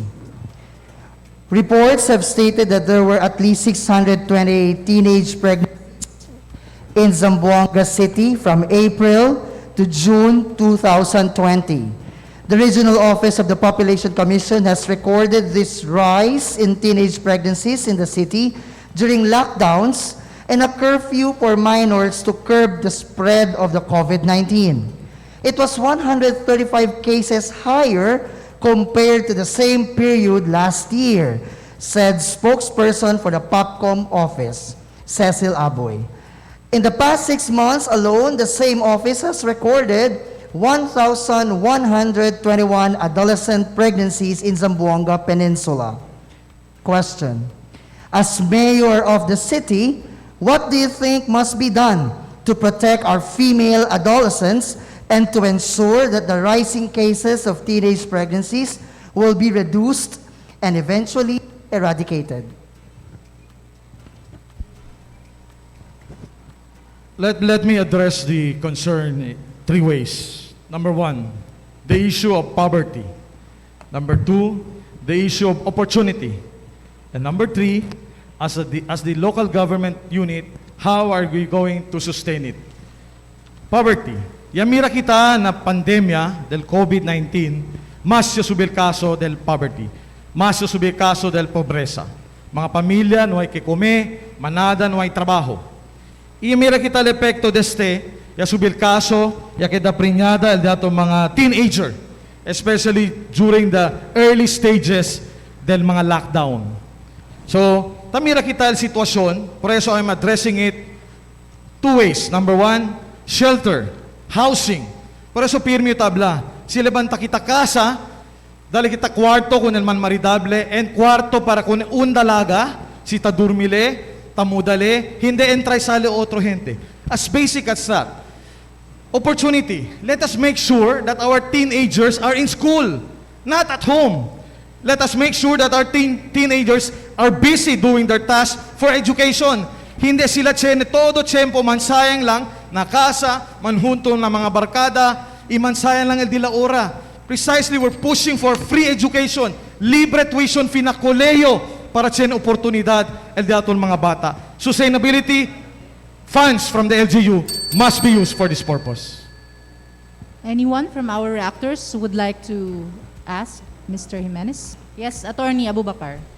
Okay, Mr. Jimenez, you said a while ago about the free education. My question is, will it be viable, will it be materialistic in this city? Where will you get the fund for that free education from elementary, high school to college? Yes, sir. We are offering free education as we look at the effects of COVID-19 in the next 3 to 5 years.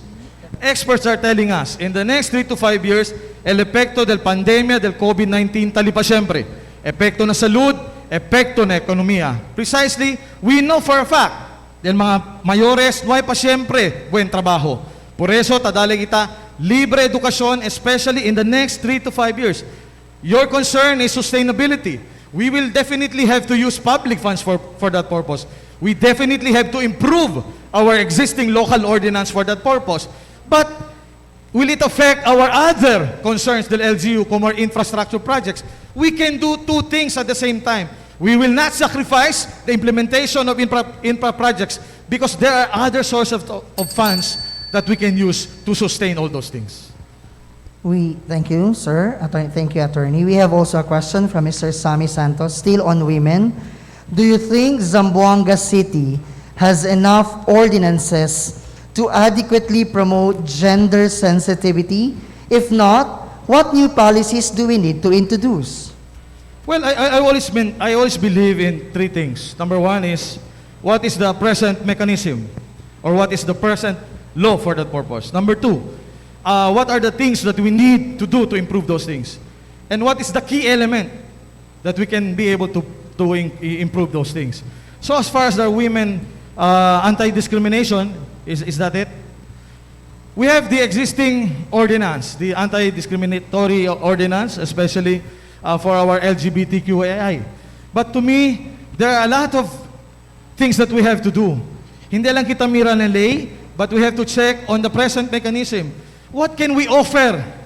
What can we do kung ang mga sektor kitabla kita pirmi discriminated? We have done, what we can do is to empower them.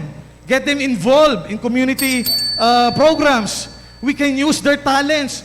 Manada talento, LGBT, manada talento, mujeres. But the problem is, we are lacking in terms of... Thank you, Mr. Jimenez. Any reaction from the panel? Yeah, medyo un poco oblique el relation del mio question to your answer and to the question also, no. In relation to teenage pregnancy and the continuance or the reinforcement of the cycle of poverty, what's your stand on 4Ps? Well, 4Ps is a program that is under the national government. It has its pros and cons, obviously. El benefit, pwede to ayuda, pero el disbentaha, takida too dependent na ayuda come from the national government and mga miyembros del 4Ps, with all due respect. So what can we do? Precisely, we are in this stage that we're looking at the next 3 to 5 years where the effects of COVID is still there. So we have to maintain a lot of social programs that we can help ang mga pamilya di aton. Social programs like Busca la Vida program. This is very important. Ablanganin sila, hindi kita dali pescaw kun el unhente, but we will teach them how to fish. And that's very basic in us. Well, amo sa el tangkontra alina 4Ps, kaya los demás tabla, no sabe mapeskal mga bibentes. But give them empowerment, give them opportunity, and I'm sure they will be able to handle it. Yes, Mr. Solven. Mayor Jobo, you are the current representative of District 1. And we know for a fact that when we talk about teenage pregnancy or adolescent pregnancy, there's already a law on that.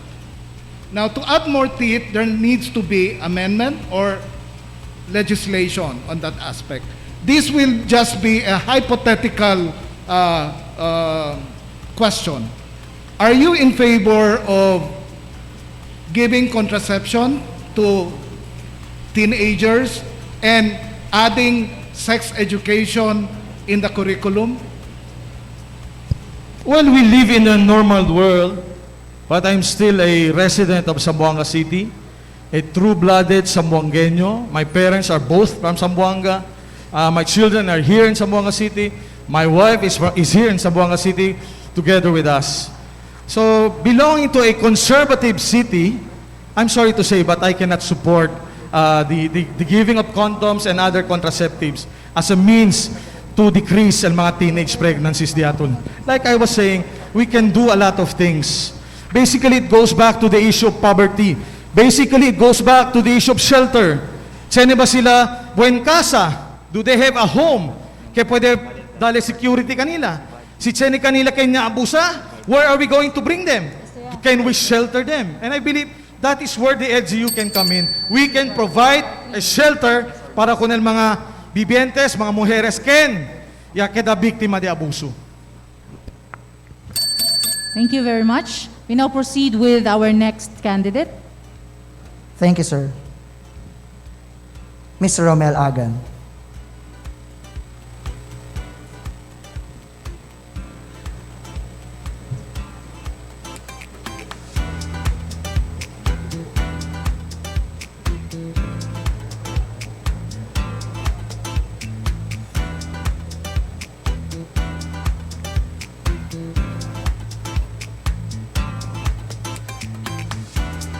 For Mr. Agan, the sectoral issue is priority sectors. The DSWD, in partnership with TESDA, have conducted various skills and livelihood training for the PWD, former PDLs, and solo parents. They have undergone skills training with accredited TESDA schools and earned certificate courses. However, they have difficulties landing a job because of their situation. The Labor Department estimated that only 10% of employable persons with disabilities were able to find work. In Davao City, former PDLs have been employed by a private agricultural distributor and retailer. Question: as mayor, how would you guarantee that there is equal opportunity for employment?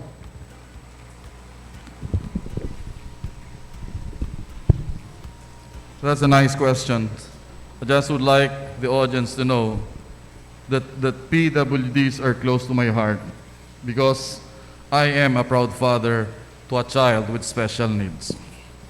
As mayor, the best way that we can give equal opportunities to these special sectors is by showing, demonstrating that the government can be a model employer. Let appointments, promotions be based on merit. I believe in meritocracy. If the special sectors have the skills, have the talent, their disabilities or their being part of the special sectors should not be reason that they will not be considered for employment. In the Sangguniang right now, we have a pending ordinance on the PDLs with respect to their employment after their release from detention. I hope that proposed ordinance will be approved by the council so that we can give opportunities. I believe in second chances. Let's give the PDLs a second chance in life. And government, as mayor, being the appointing authority, I can lead by giving them these opportunities and showing that the LGU is... Thank you, Mr. Agan. We have two questions from Mr. Sammy Santos. On persons with disabilities, do you think, Sir Romel Agan, that Zamboanga City has enough ordinances to adequately protect persons with disabilities? If not, what new policies do we need to introduce? For persons deprived of liberty, the Zamboanga City Jail is notorious for its overcrowding. What do you intend to resolve this problem? And when can the city government move the city jail to another location outside the city proper? On the PWD concern, we have an ordinance granting incentives to PWDs already. But I believe token monetary honorarium is not enough, because I know from experience, it requires resources to be able to take care of a child with special needs or other persons with disabilities. More can be made by government. Medical or therapy alone, whatever government the LGU gives to PWDs is not even enough to pay for one therapy session. More can be done. With respect to the jail, we have approved, supported the transfer of jail to Talisayan. We hope they will finish construction soon. Thank you, sir. Any reaction from the panel? On the answer about the PWDs and getting them employed, no? Si Tormento Yagane, busca la vida, el mga gente na hindi differently abled.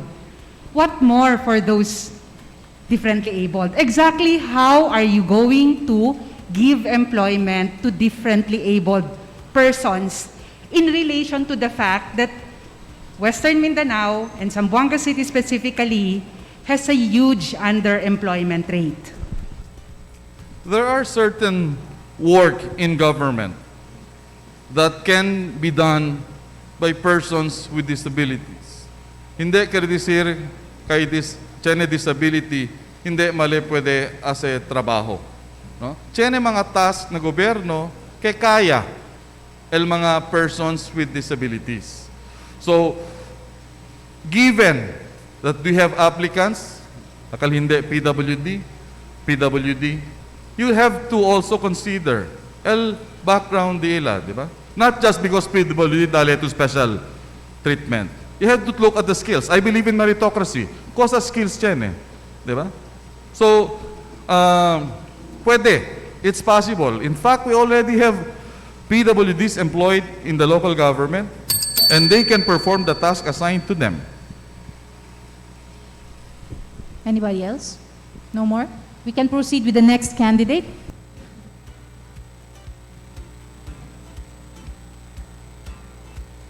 Mr. Bajin.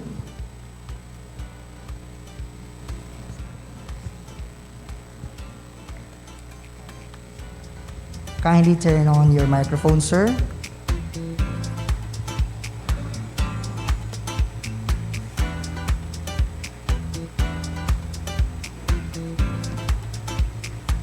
For Mr. Bajin, the sectoral issue is on health, particularly on mental health, suicide rate in Zamboanga City. Since the start of the pandemic, cases of suicide in the city have steadily increased. One case reported last October 2021 is about a mother who took her own life and left her 20-year-old daughter to take care of her 4 siblings. The mother fell into depression when she lost her husband to a vehicular accident. The lockdowns exacerbated these cases, and according to the same article, the local police has counted 33 such cases in 2020. And as the pandemic continues to rage, 37 more cases were recorded from January to October 16 this year, said Police Lieutenant Agnes Miro, spokesperson of the Zamboanga City Police Office. The question, sir, as mayor, what will you do to solve the city's rising cases of suicide and the prevalence of mental health problems?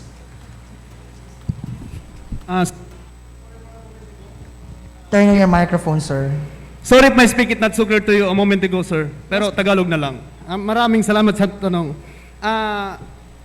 Yung mga ganitong pangyayari, lalo-lalo na kapag depression tayo o yung mga wala tayong matatakbuhan, isang bilang magulang o isang alkalde ng lungsod is kinakailangan niya protektahan ang kanyang mga tauhan at sa mga sambayanan niya. Ano po ang dapat natin gawin kung tayo ay nasa problema?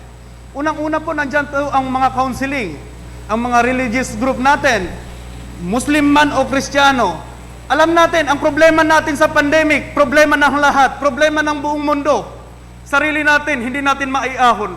Pero sino pa ang magtutulungan sa atin sa isa't isa kung hindi tayo?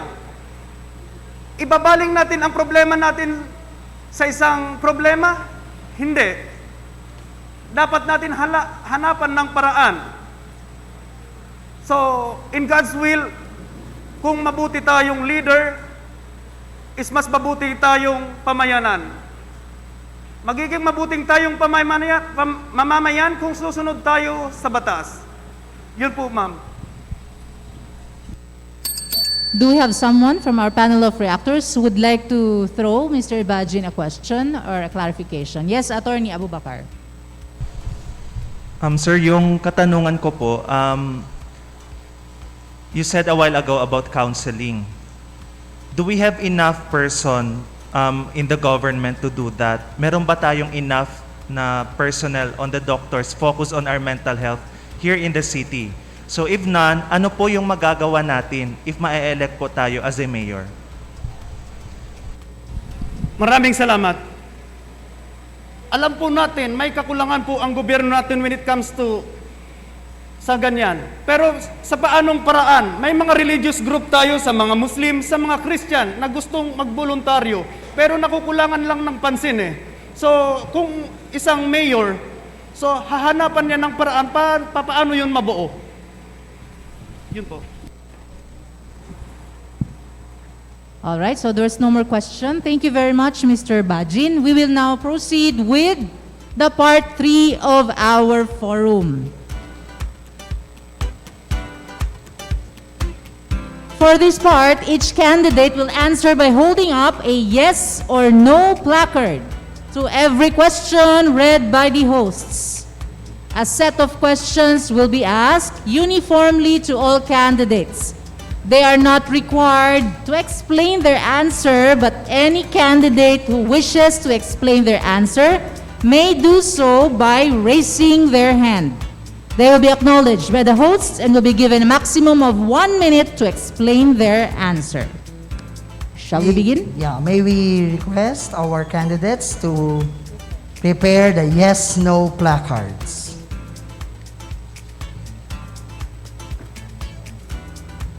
It's under the desks. Thank you. Mr. Bajin, your yes or no? It's under the desk, sir. Thank you.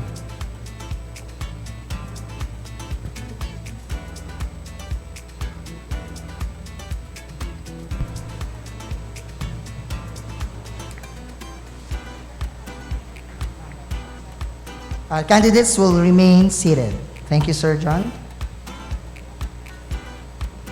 We begin. For our first question, are you in favor of this increase in the price of water, basic commodity for our constituents? Yes or no?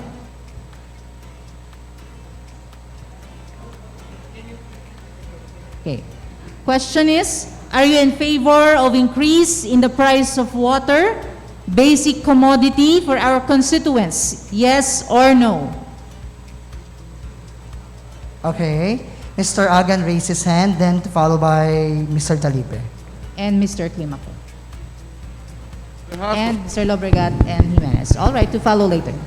Please proceed, sir. Yes. There has already been an increase that has been approved by LUA before. So my answer is referring, if there is another increase, I will no longer approve it.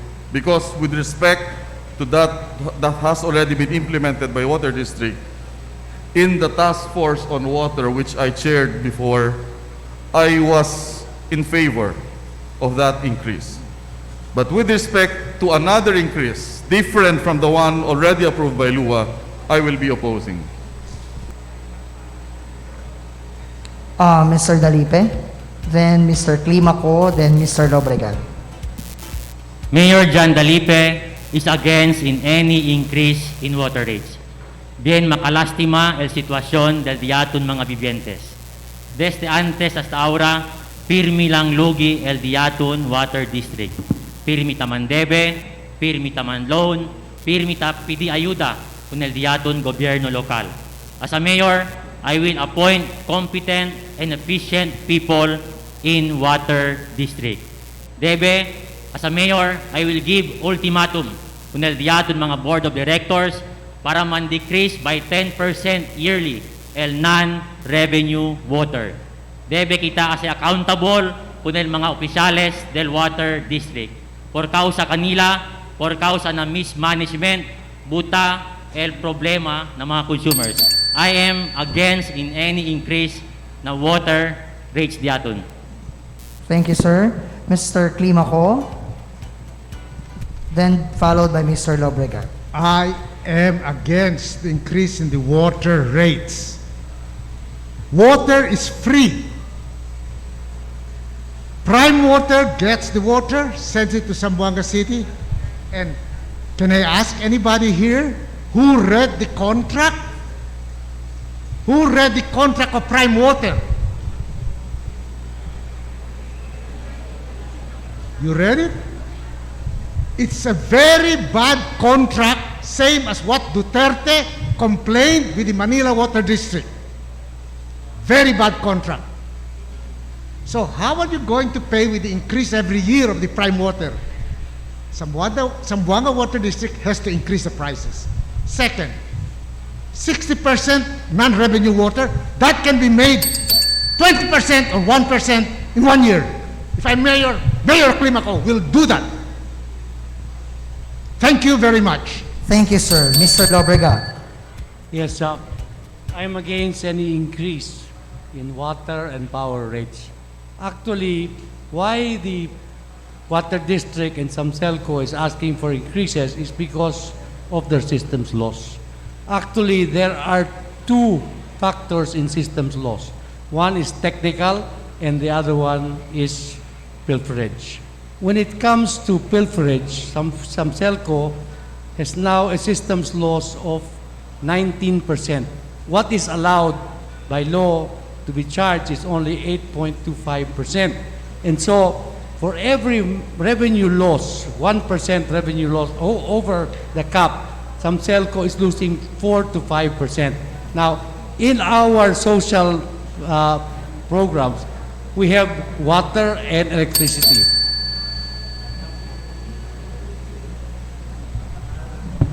Thank you, sir. Mr. Jimenez. No, it was wrong to increase it then, it is wrong to increase it now. I will give you the solution and not the problem. The solution is to get rid of mismanagement na diaton sa Zamboanga City Water District. Antes pa, amoy kita sa tapelya. Nisisita kita nuevo, manejada na diaton Water District para man-improve ang sitwasyon. Solusyon ko na problema ng non-revenue water, capital infusion.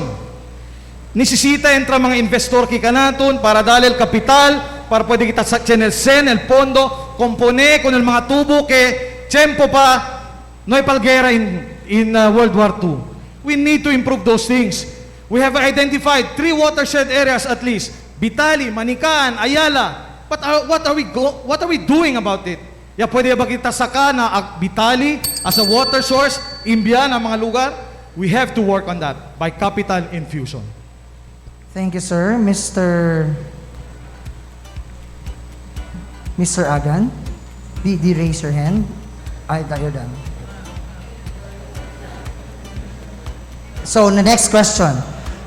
On Metro Zamboanga, as mayor, are you in favor of converting other barangays into municipalities? Or do you have an alternative in making Zamboanga City a sustainable, developed metropolis? Dalipe is no. Dalipe is no. Mr. Robregat is no. Mr. Climaco and Mr. Jowo, no. And for Mr. Agan and Mr. Bajin, yes. Mr. Climaco is raising his hand. Sir,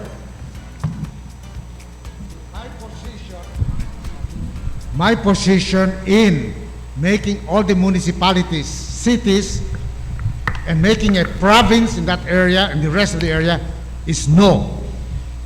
I am basically against many government employees. If you make Mercedes, Curuan, Tagasilay, all of them municipalities, you'll have a mayor, vice mayor, and so many other public servants. Right now, we have millions and millions of public servants. We should really reduce the number of public servants, not having more. All of this needs salaries, and they get jeeps or SUVs, etc. So all the benefits of a public servant, we don't need additional doubling or tripling of the public servants in this nation. Thank you. The order of the response would be as follows. Mr. Climaco, which is done, Mr. Agan, Mr. Bajin, Mr. Jimenez, and then Mr. Lobregat. I am in favor of converting certain barangays to municipalities in order to fast-track and disperse development. That is one way of bringing development outside. Pati kedamaskore, a good leader does not mind creating new leaders. If these barangays are converted into municipalities, they will have their own leaders. Own leaders who will be able to attend to the needs of the smaller community in the municipality. By giving power outside to these new municipalities, this will hasten development outside, dispersing development outside of Zamboanga, of the city proper, and giving opportunities to more people. A good leader creates leaders. Thank you, sir. Mr. Bajin.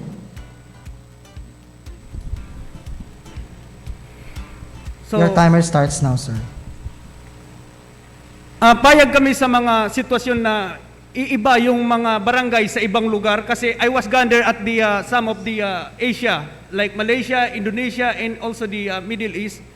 May mga city sila na iisa ang city, pero mas malaki yung mga tinatawag nila na pakan when it comes to Malaysian term or sa Arabic hep, na yung mga lugar na kung saan na susunod sa city. So, hindi na abuse kasi sa isang lugar yung sitwasyon, doon na lahat. So, madidivide. Ang laki po ng area natin dito sa Zamboanga, kinakailangan po madivide natin yung mga lugar at saka hindi uumpok dito lahat ang tao dito sa syudad. Maraming salamat. Next, Mr. Jimenez, then Mr. Lobregat. With due respect, it would be impractical at this point in time to convert our barangays into provinces or municipalities owing to the limited funds that we have right now. And I would rather, since there are a lot of studies already in the past identifying what are those specific barangays that can be potentially a growth area, that can be potentially a business sector area, then we have to come in, that government can come in through infrastructure. Asya kita mga infrastruktura que necesita onde mas antes yan identify kita mga barangay que puede, que tiene potensyal para queda mas grande, asya kita. And more than the leaders that we create, right now, what is important is service. Better service. El mga bibientes de Vitali, hindi mas sila necesita abahan ng pueblo. El City Hall ya, anda mismo kanila para pwede mas dale buen serbisyo kung mga bibientes de aton aquí na syudad. Mr. Lobregat. I am against the creation of a province out of part of the city. In fact, it is in our platform of government under number 10. It says to protect and preserve the territorial integrity of Zamboanga City, to oppose the breakup of Zamboanga City as well as the creation of a province out of any part of the city. Once you create municipalities out of one Zamboanga City, Instead of paying for one city mayor, you will have to pay for 5 or 6 municipal mayors. Instead of paying for one vice mayor, you will have to pay for 6 vice mayors. Instead of paying for only one budget officer, you will pay for 6 budget officers. All the benefits will really go for the payment of salaries. Again, I am against gerrymandering to accommodate political accommodations. Thank you, sir. We now proceed to the next question. Do you think we are ready to conduct face-to-face classes in Zamboanga City? I repeat the question. Do you think we are ready to conduct face-to-face classes in Zamboanga City? Yes or no? Everyone raise their placard of yes. Right. Mr. Jimenez? Yes na yes po. And it's about time. We have to conduct face-to-face, whether limited or not. Kasi po ang mga anak natin, ang batong mga apo, por 2 anyo, yakida na kasa lang, module lang, online lang el klase. The UNICEF just recently shown us a study wherein our kids, 10 years old above, have forgot how to read. Ya olvida sila por causa del pandemia, por causa del lockdown.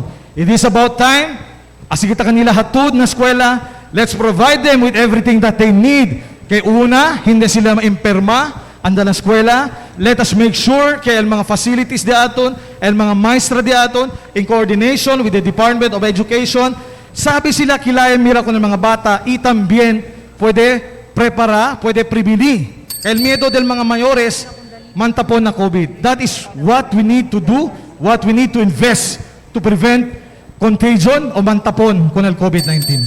Thank you, sir. The order of response will be as follow. Mr. Climaco, Mr. Lobregat, and then Mr. Aga. Good afternoon. I am against lockdown. Israel, their biggest regret about lockdown was the loss of education of their children. Now, can anybody in Zamboanga City tell me anybody who died below 30 of coronavirus? Just coronavirus, not cancer, etc. I say nobody died of coronavirus, even below 40 years old, who has adequate vitamin D, vitamin C. So get the children to school, get them out in the sun. Nobody will die of coronavirus. They will die of other things. So open the schools, teach the children, teach the children, teach the children. They are many ignorant children because of coronavirus lockdown. Sir Lobregat. Yeah, during the lockdowns, one of the most affected sector are the children. They have been locked down for so long, and part of a child's education is not just learning, but also interacting with their classmates in school. You cannot have instruction just by modules. In fact, people are always kidding. The ones who are learning from the modules are the parents, especially the mothers. Many of the barangays of the city were not even affected by COVID. So why should there been a lockdown? So again, I am in favor of face-to-face learning, so at least this will benefit the children and give the children the benefit of a proper education by interacting with their face-to-face with their classmates, with their teachers, and with everybody. Thank you, sir. Mr. Agan, then Mr. Dalipe.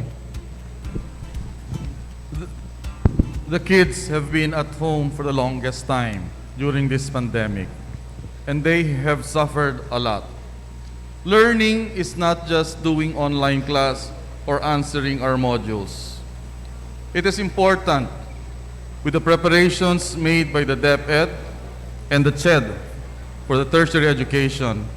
Social interaction is part of learning. I have friends who have told me before, when the malls opened, they want to go to the malls for their mental health. What more the kids? they need to go to school to meet their classmates personally.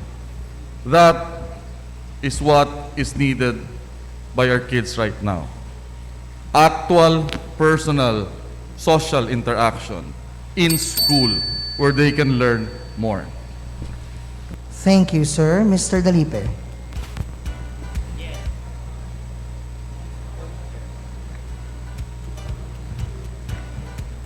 Yes, I am in favor to resume the face-to-face class. Kay bien tormento kat el sitwasyon del diaton mga bata si true module. Bien tormento kat aprende el diaton mga bata. Based na data diaton, bien alto ya el diaton vaccination rate. And based na data, bien baho ya el diaton mga COVID cases. And si mira ustedes na hospital, bien baho ya el mga severe and critical cases. So for me, safe ya el face-to-face classes. Thank you, Sir Dalipe. Now for the next question. Actually, for the last question for this round. Are you in favor of establishing night markets and bringing back a vibrant nightlife in the city? Again, are you in favor of establishing night markets and bringing back a vibrant nightlife in the city? I saw Mr.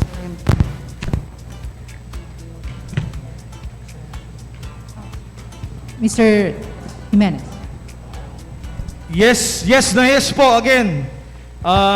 Establishing a night market will give us more opportunities, especially for our small, medium economic enterprises. Because of the pandemic, because of the lockdown, manada per the income, kaya mengual dia, pwede trabaha, mengual dia para manegosyo. By providing them, establishing a night market, tadali kita kanila oportunidad para aumenta el dila income. And what is the key as far as the LGU is concerned? We have to make sure as Mayor of Zamboanga City that we will be able to secure kung diaton night market, hindi sucede o hindi ito sucede na otro lugar sa mga mali insidente. LGU can provide for the security and we can rely on our private enterprises, mga pribado, negosyante, kay sila mismo, kere gayot, mas manada, dia pwede man negosyo para pwede mambawi, estaba con el pandemia. Anyone else would like to explain? Mr. Lobregat? Mr. Lobregat, then Mr. Agan, then Mr. Dalipe. Definitely, I'm in favor of establishing night markets. Actually, I believe that there should not have been strict curfews in Zamboanga City, especially in barangays that were not affected by the COVID. Actually, the more you lengthen the time that mga bentera pwede bende ko sa sila nesita bende, this will also help all the families that are engaged, especially those that are small-time businessmen that are operating. We have so many of them now in the city selling gulay, selling chicheria, selling everything. So again, I am in favor, so at least this will again give the economy a jump start after the pandemic. Mr. Dalipe? Yes, paborio ng mga abrida del night market kay nisita kita dale la vida, nisita dale income, nisita kita dale livelihood kung el diaton mga vivientes, kanya sa ligat bien apektao na COVID. So el di mio punto ki, we need to jumpstart, nisita kita ayuda man bounce back kung el diaton mga negosyante, kung el mga SMSE. So el di mio, I am in favor na daligat kita la vida, dale income kung el diaton mga vivientes. Thank you. Mr. Agan. Not only am I in favor, in the City Council, we already approved a resolution supporting the opening of the night market in Pasunanca. This will give our MSMEs the opportunity to earn a living and also give the clientele a place to go to at night and relax. mental health has been affected a lot during this pandemic. Let's give a chance for people to relax and enjoy. Aside from giving the businessmen, MSMEs, the opportunity to earn after having suffered a lot for almost 2 years. That's all. Thank you. Thank you, sir. Mr. Climaco. Thank you. Thank you. I am in favor of economic freedom, low taxes, less government control. So the question is night markets. I am in favor of business, night or day, but with one caveat. I am not in favor of the night market that was in existence when I was a child. Alera Pantalan. A night market was a front for something else. So maybe let's make the night market night market. So I'm in favor of economic freedom. People should be able to get a license on one page, one day, like in Hong Kong or Taiwan, not 1 month. Thank you, sir. Mr. Bajin.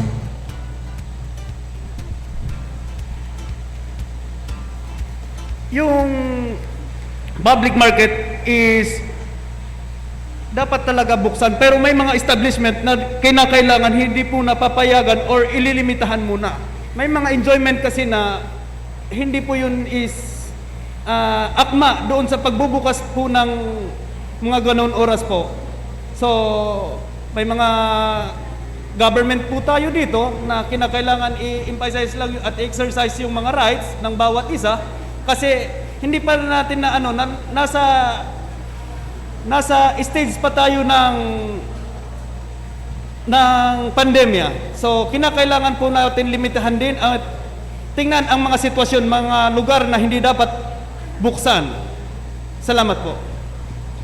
Thank you, sir. Thank you, candidates. That ends our part 3. Now we're in part 4. Tanong ng Bayan. In this part of the forum, our candidates will pick a sectoral group from the fishbowl, after which the chosen sector will ask their question to our candidates. Each candidate will have 2 minutes to respond.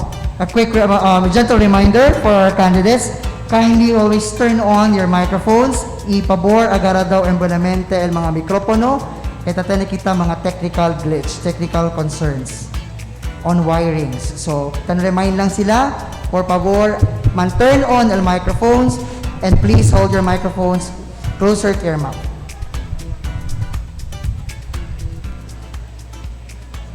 We will begin with Attorney Gibran Abubakar. Oh, I'm sorry. All right. May we call on Sir Bajin to please pick from the fishbowl. Pick from the fishbowl. Again. A sector who will ask the question.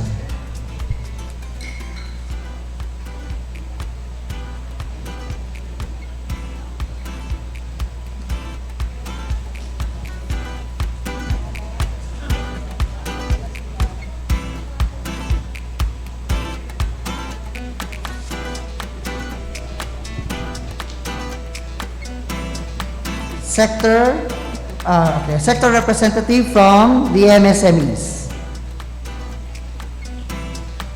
MSMEs.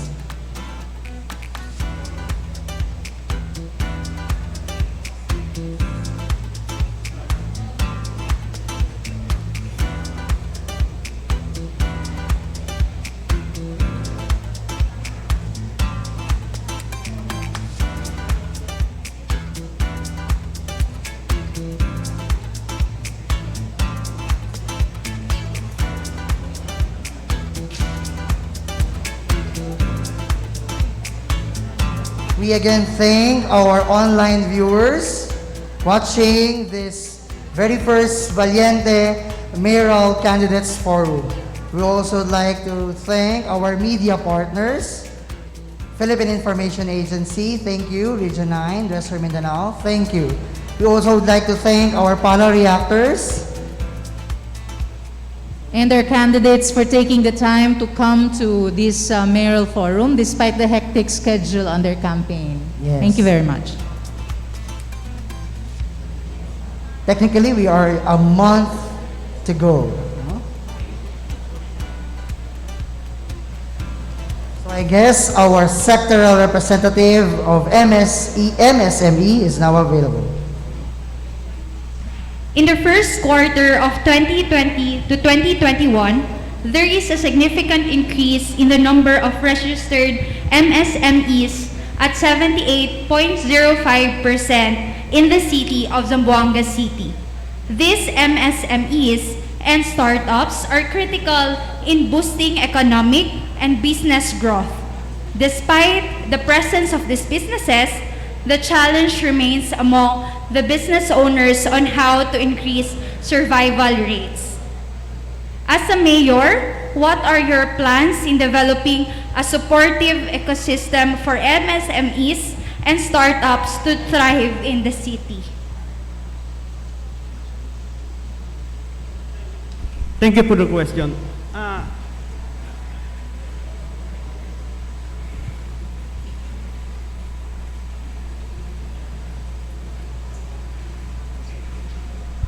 Sa mga ganitong pangyayari kasi,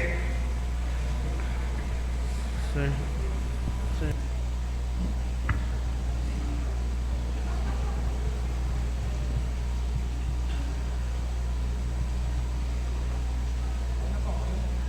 All right, we Thank will you, proceed Mr. with Badje. the next candidate. Sir, are you okay?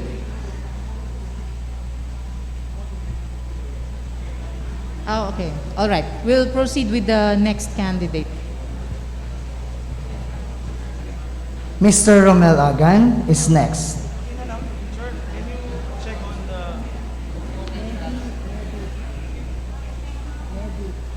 Nakapasting daw si sir.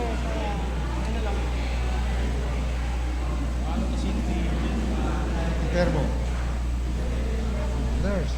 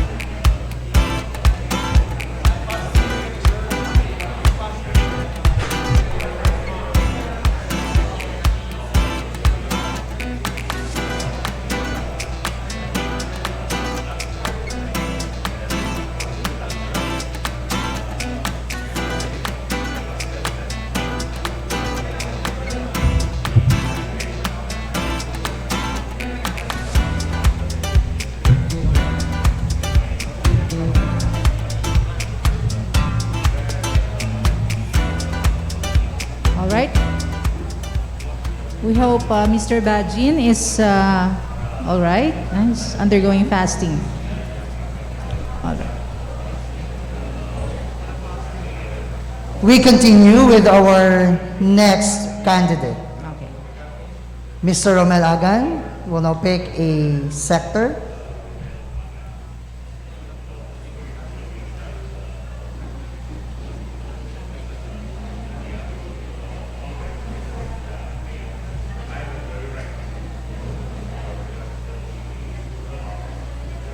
A sector representative under the indigenous people.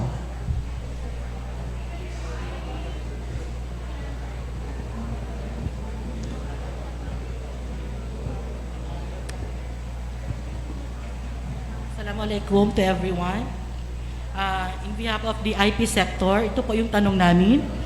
In Rule 3rd, Part 2, Section 2A of IIR, April Republic Act 8371, the ICC or indigenous people have the right to benefit from the utilization, extraction, use, and development of lands and natural resources within their ancestral domain, and to be compensated for any social and environmental costs of such activities. The share of ICC or IPs in the utilization, extraction, and development of resources should be 30% of all funds received from such activities. Question: as mayor, how will you be able to ensure that funds are allocated for the ICC or indigenous peoples?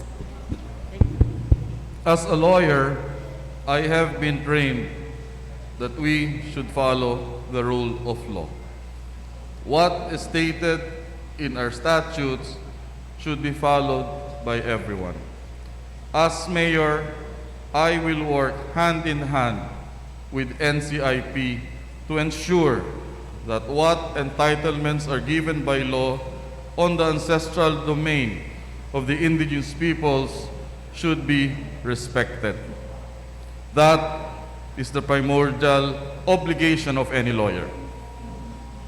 The enforcement of all laws, upholding all laws in the Republic of the Philippines.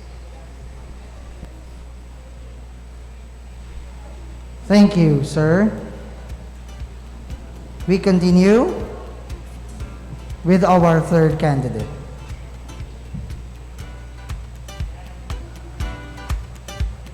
Mr. Joel Jimenez.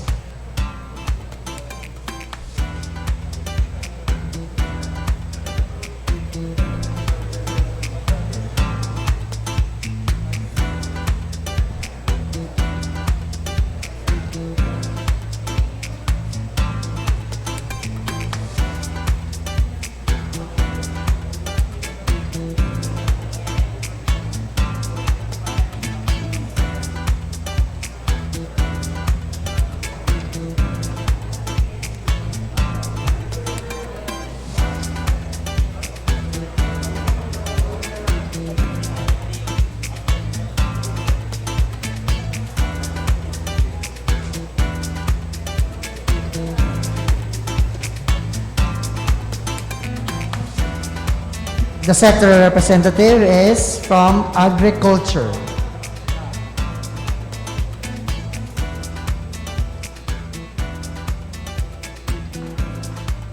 Good afternoon. Good afternoon, Mayor. The low pressure area of Mindanao in the shear line that affected Zamboanga City last Tuesday, April 5, resulted a flash flood in the Barangay Vitali and Cibolao. The City Agriculture Office reported an estimated damage cost of 2.2 million pesos for the rice, corn, and high-value crops. Question: as a mayor, what is your plan for the agriculture sector to mitigate the effects of the natural disaster? Thank you. Well, as correctly pointed out in your question, we see District 2, particularly Vitali, Cibolao area, as a potential area for agri. Hindi lang Kumu-Aura, as pointed out earlier, ben menos el daton produksyon. We cannot even provide for food for our city. So, tamira kita, el importansya ke we need to develop even more el daton agriculture, el mga lugar ali onde pwede kita pone mga infrastruktura. Cosa sa mga infrastruktura ke pwede kita ayuda con el agriculture sector. Manada, Kumu-Aura, we have to invest more on irrigation system. That is one infra ke debe kita man devote el daton resources. If you look at it, no, el agua si tan-ulan, bien fuerte, sayang lang. No hay kung kenta recibi, no hay kung kenta na tang-contain. Because el ulan, el agua na monte tabaha, tangkos lang baha, si miro to kunese, that is a potential source of water hindi lang kita man-attack on the issue on the agriculture sector, but I believe it's about time. Kung may pwede kita sa napasunan ka, on the chain kita pwede infrastruktura through a private enterprise para man-store, man-contain nila agua, we can do the same thing in Vitali. Again, Vitali has been declared as a watershed area. There are only 3 identified watershed area in Zamboanga City. One is in Ayala, pwede kita kung este Gosa, pwede kita kung este Usa. The other 2 in Manican and Vitali. But that, unfortunately, hindi kita pwede sakal benepisyo kumoon na watershed area. Sayang ila agwa. And as kita entral mga infrastruktura, ayuda ko nila agriculture sector, at the same time, pwede kita man-ipon agwa para dali supply ko ng mga bibiyentes diaton. Thank you, sir. Next candidate.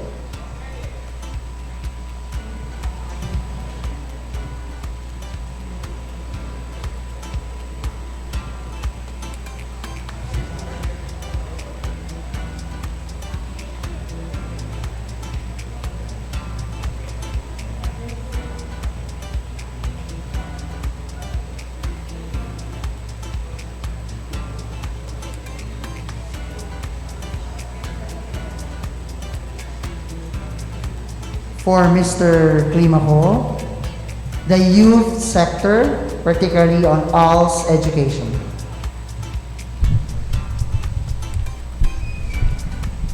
Good afternoon. For the ALS sector, one of the major program in DepEd in alternative learning system in Zamboanga City, partnership with the government agencies such as TESDA as well the private organizations, local NGOs, and universities, have provided skills training and basic education customized for out-of-school youth children. Most completers the program, however, are not fortunate. There are lack of financial ability to sustain their education or due to changes in priorities as a result of early marriage and pregnancy. In research conducted by the Ateneo de Zamboanga University, IGN, and UNICEF Philippines, the ALS program has had to deal with challenges such as restrictions in budget to effectively cover and serve their target areas. Unresponsive and unsupportive local officials and communities leaders who have opted on tackling other priorities and limitation in the number of ALS field implements. My question is, as the next local chief executive, what will you do to provide assistance to out-of-school children and youth so that they are exposed to correct opportunities to grow as a productive individual, such access to support that they deserve, and develop the necessary attitudes to effectively confront the trials of life? Thank you. Thank you for the question. I have been researching on alternative education systems, and you will be surprised that they have, in America and maybe other places, homeschooling 30 or 40 or 50 years ago. Now, they have a push for unschooling and also micro schools. What is unschooling? What the student wants to do, teach him what he wants to do. If he wants to be a welder, why teach him philosophy? Why teach him Latin or something? If he wants to be a concrete maker or whatever, making roads, teach him how to do that well. Be top of his class. So, I'm not so sure if Ateneo knows about the unschooling movement, or if they have the micro schools, maybe 10 children learning under somebody that they are interested in. Basically, it is what the children wants to learn. A few years ago, I talked to a teacher at City High School. I asked him, how many students in your class want to be there? He said, 20%, the 80% wanted to be somewhere else. So I think that's one of the problems in our educational system. We force them to go to school, they don't learn, and that's true. When I was in Ateneo here, we spoke English, and many of the high school graduates spoke very good English. Now, they can hardly speak correct English after graduation from high school, even if they have already 2 years. So the educational system, I think, has gone down. Thank you, sir. Mr. Lobregat is next.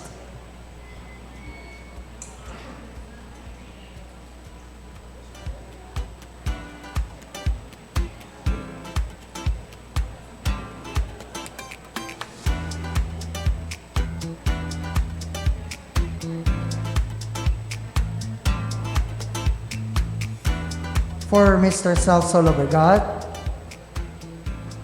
the sector is on farmers.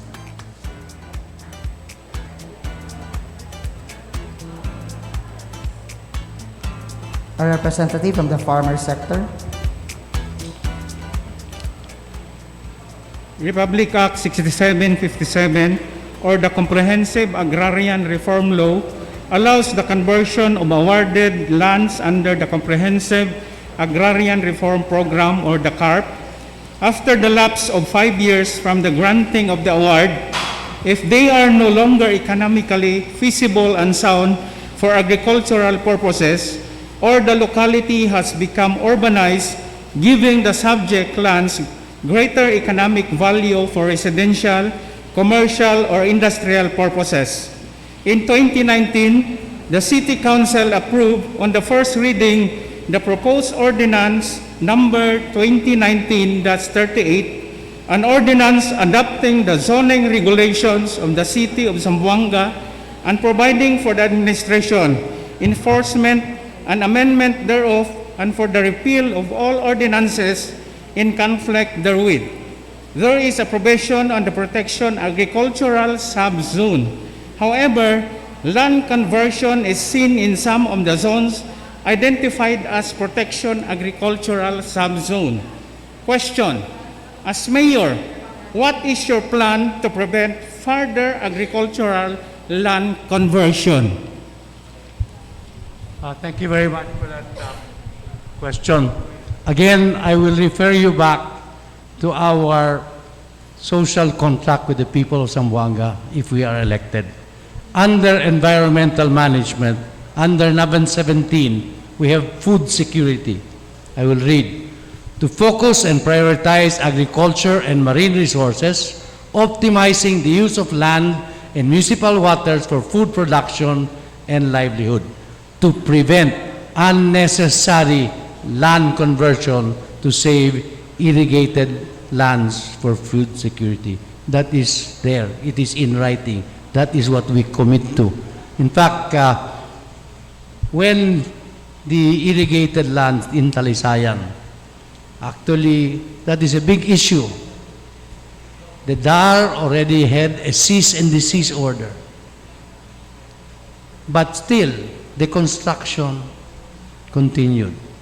There is a case now pending, filed by Councilor Litlit Macrohon, supporting and also the farmers in Talisayan against the company that constructed their plant in Talisayan in the irrigated lands. I will support, like I said, it is in writing. We are committed to prevent the unnecessary land conversion of irrigated lands. Thank you, Mr. Celso Lobregat. Now, for Mr. John Dalipe.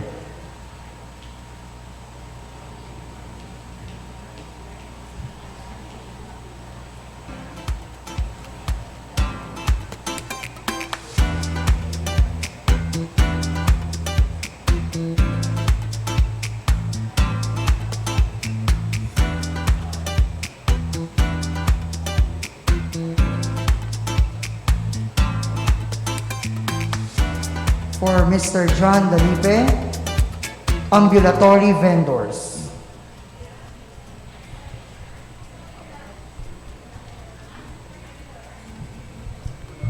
Again, ambulatory vendors. Any representative from this sector?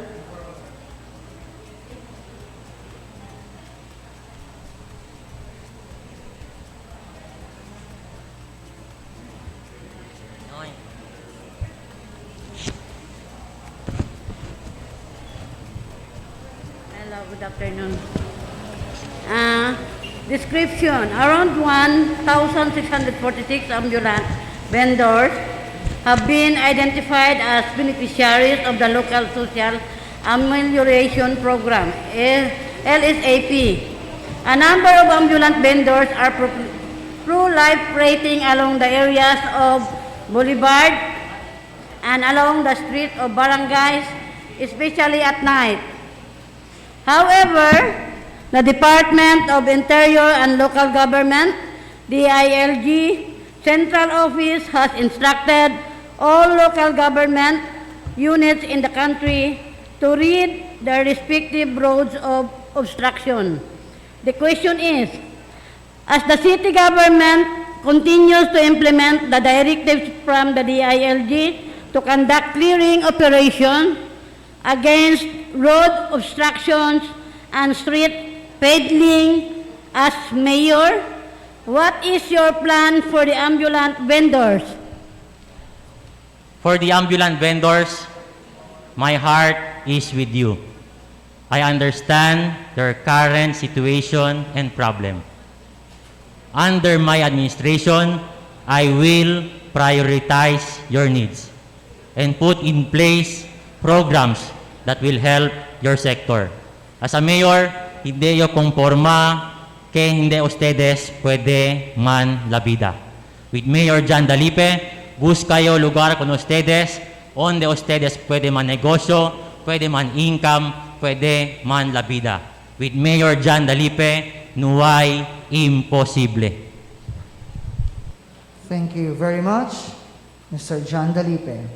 And thank you very much, the representatives from the different sectors of the city. I-aura, takia kita na part 5 del programa, el final round.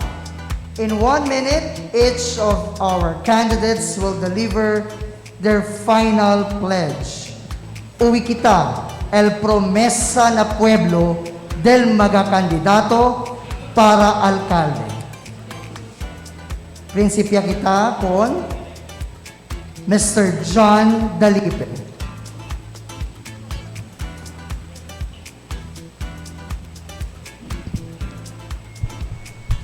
Test mic. Mga vivientes de Ciudad de Zamboanga, ya puede ustedes huir mga diferente problema del diatun sector y otro pa mga problema del ciudad na no hay puede solva el presente y antes administración. Tabla sila, experienciao sila. El question, ya puede ba sila solva el mga problema del ciudad de Zamboanga? With Mayor John Dalipe, Zamboanga City will develop and progress faster than any administration in the past. Otra vez, el de ustedes, Mayor John Dalipe, tabla, no perde esperanza. Change is coming. The best is yet to come. Thank you, Mr. Dalipe. Our next candidate would be Celso Lobregat. We have a commitment to the people of Zamboanga. And if elected mayor, we have a social contract for a healthier, happier, more livable, friendlier, more progressive, and prosperous Zamboanga City. We have 8 platforms of government and 22 action plans. God willing, inshallah, si Diyos quiere, o gusto sa Ginoo, given the mandate and the honor to serve once more as city mayor, I will lead by example, act with a sense of urgency, and govern with compassion. Working together, let us make Zamboanga City a gentle city where Christians, Muslims, and IPs can live in harmony and peace, work and do business without fear, intimidation, discrimination, graft and corruption, and red tape. Manhunto-hunto kita at levanta con Zamboanga. I have been tried and tested. You already have the best. Why experiment with the rest? Thank you, sir. Mr. Cesar Climaco Jr. Thank you very much for attending, and with Mayor Cesar Climaco Jr., my statement now will be, no hay ladron. Kita kung mga ladron. Masking cosa y contrario tabla. Na puesto ya sila, ¿cuántos años? Ang mga problema, igual lang. Necesita kita cambiar el problema. Kita con aquellos na puesto, ¿cuántos años? Kahit no hay sila hacer nada.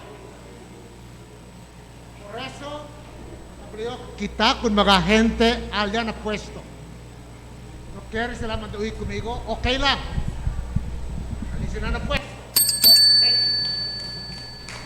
Thank you, sir. Next is Mr.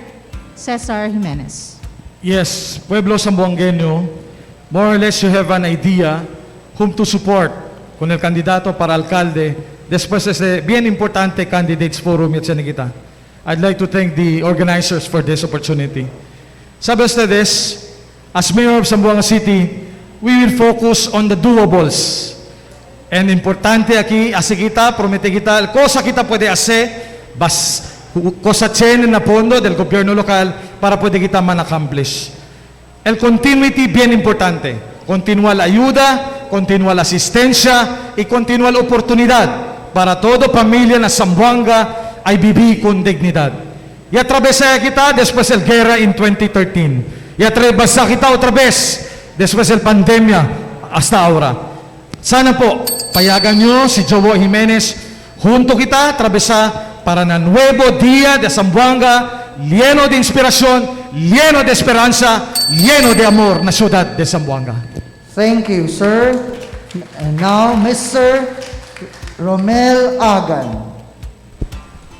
As we try to recover from the pandemic, it is very important that government resources in its entirety should be returned to the people in the form of services, projects, and relief. May I emphasize on the word entirety. Meng Agan is a lawyer, a certified public accountant. I'm definitely not a commissioner. I have been trained by my father never to ask for a percentage or commission from any government projects. So this afternoon, I can promise the people of Zamboanga, kaya ni Meng Agan isoli ang pera ng bayan ng buo sa serbisyo, programa at ayuda dahil hindi ako kurakot. Yan, napapangako ko. Maraming salamat sa lahat. Thank you very much, Attorney Romel Agan. And now, to formally close our program, we would like to call in the President of Ateneo de Zamboanga University, Father Karel San Juan of the Society of Jesus. Buenas tardes. Today, araw ng kagitingan na national holiday, Dia de Valientes.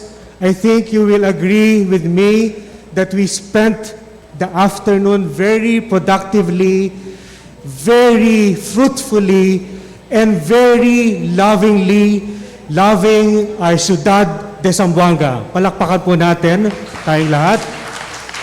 Maraming salamat po sa lahat ng dumalo ngayong hapon. Unahin po natin ang mga sectoral representatives. Palakpakan po natin sila. Muchas gracias. Maraming po salamat sa pagtatanong sa ating mga kandidato ng inyong mga issue. Malaking bagay po sa amin na nandito kayong lahat.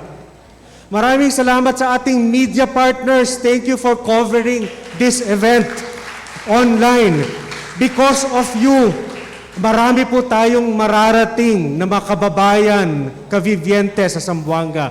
Palakpakan natin ang ating media partners. I'd like to thank our partners in organizing this event, the COMELEC, the Philippine Information Agency Regional Office, Zamboanga Basilan Integrated Development Alliance, UF Hope, lahat po tayo, kasama ng attendance sa Zamboanga University, I think we succeeded in our objectives this afternoon. Muchas gracias sa ating panelists for their challenging and difficult questions and comments. Namely, Mr. Sammy Santos from Manila, joining us online. Attorney Ababakar, salamat.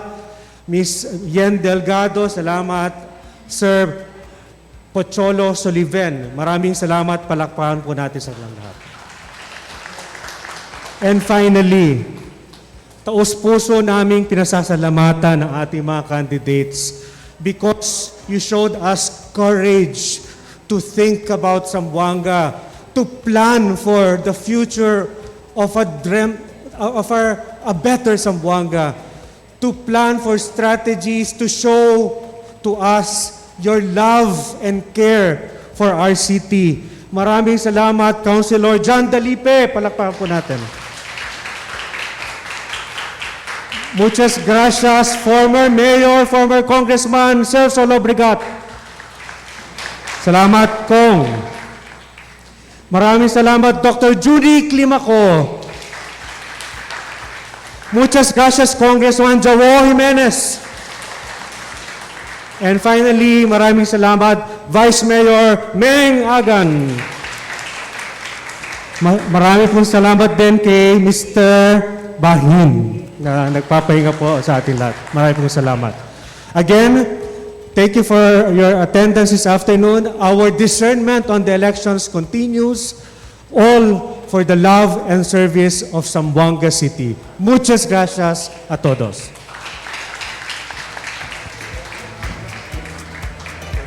Muchas gracias, Father Karel. We would also like to thank our partners who made this event successful, the ZERV Graphics team, Zabida Communications and Human Rights Components, Federation of Zamboanga City Civil Society Organization Incorporated, and Zamboanga City Press Club. But before we formally close the event, may we invite the candidates to please extra muna. Okay. So,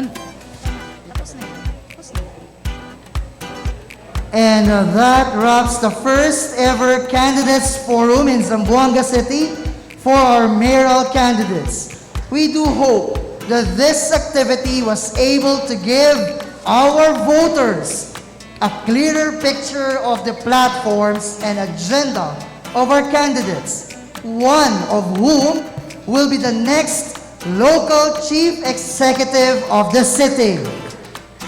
through this activity, we were also able to see each one's track record and personality as politicians and as individuals. We hope this can help our voters to make informed choices and smart decisions come May 9, 2022. We would also like to thank everyone present here and those watching through the Facebook platform. As we close this event, we shall now conduct a peace covenant signing to be participated by our candidates. And may I read the peace covenant.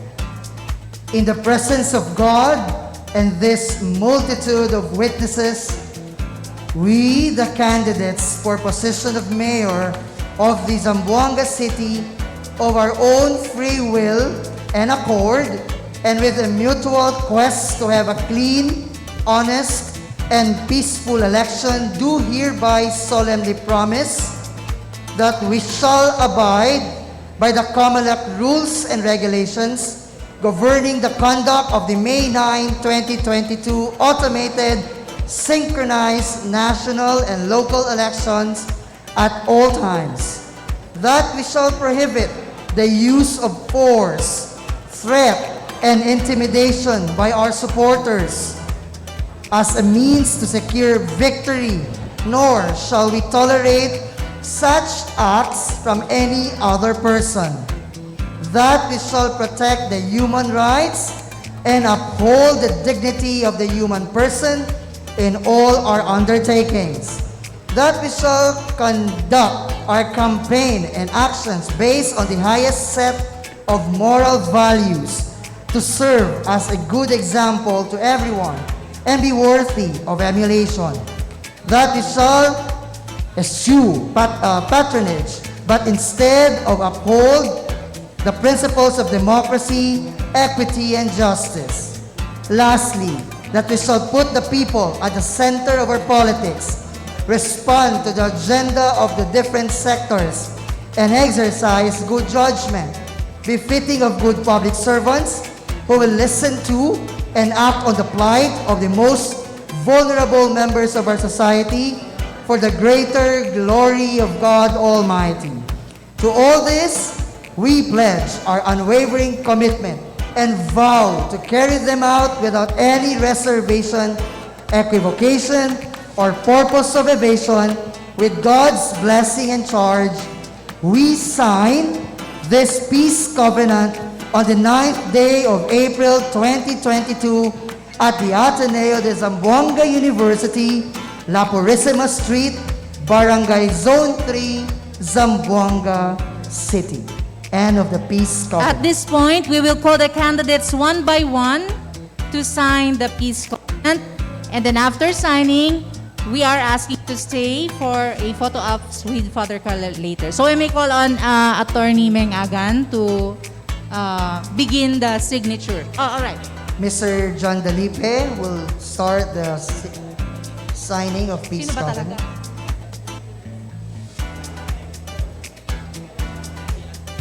Then to be followed by Mr. Celso Lobregat, Mr. Cesar Climaco Jr., Mr. Cesar Joao Jimenez, and Mr. Romel Agan.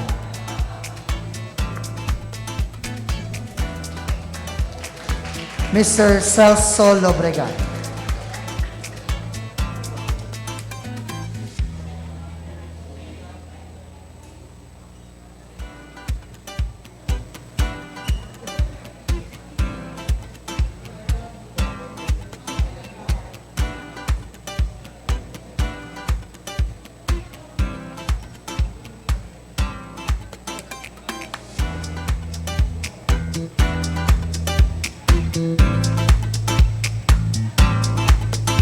Mr. Cesar Climaco Jr.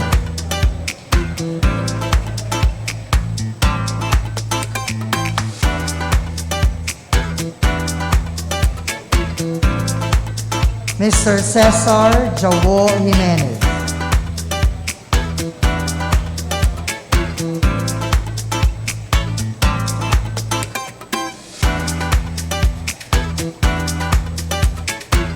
And Mr. Romel Agan.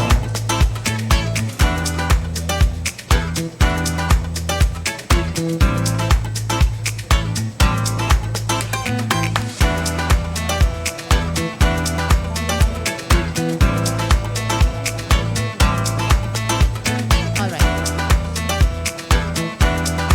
Right, thank you very much.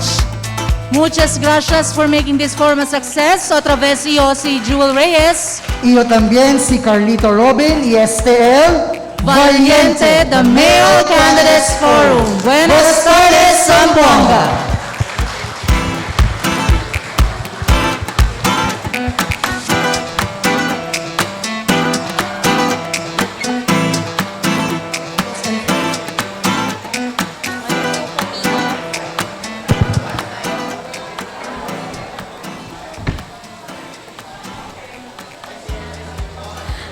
Muli ating natunghayan ang pagsagot ng ating mga kandidato sa pagka-alkalde, ang kanilang mga plataporma at plano para sa siyudad de Zamboanga. Nagpapasalamat po kaming muli sa lahat po ng ating manonood via Facebook Live at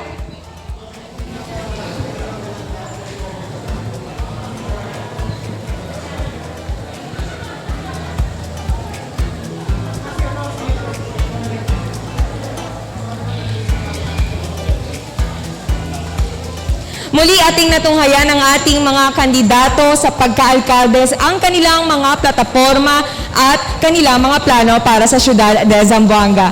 Nagpapasalamat po kaming muli sa ating media partners na lumahok ngayong araw at pati na rin sa ating mga manonood via Facebook Live. Thank you very much. Mapapanood po ninyong muli ang ating buong forum po sa ating mga Facebook pages po na naka-live ngayong araw. Nagpapasalamat kaming muli sa lahat din po ng ating mga kandidatong lumahok ngayon sa ating forum. At para po sa ating lahat ng manonood, pinapalalahanan po nating muli na vote wisely po tayo at bumoto po tayo sa darating na eleksyon ngayong May 9, 2022. Maraming salamat. Ito muli si Espinosa ng Philippine Information Agency. Mag-ingat po tayong lahat. Muchísimas gracias.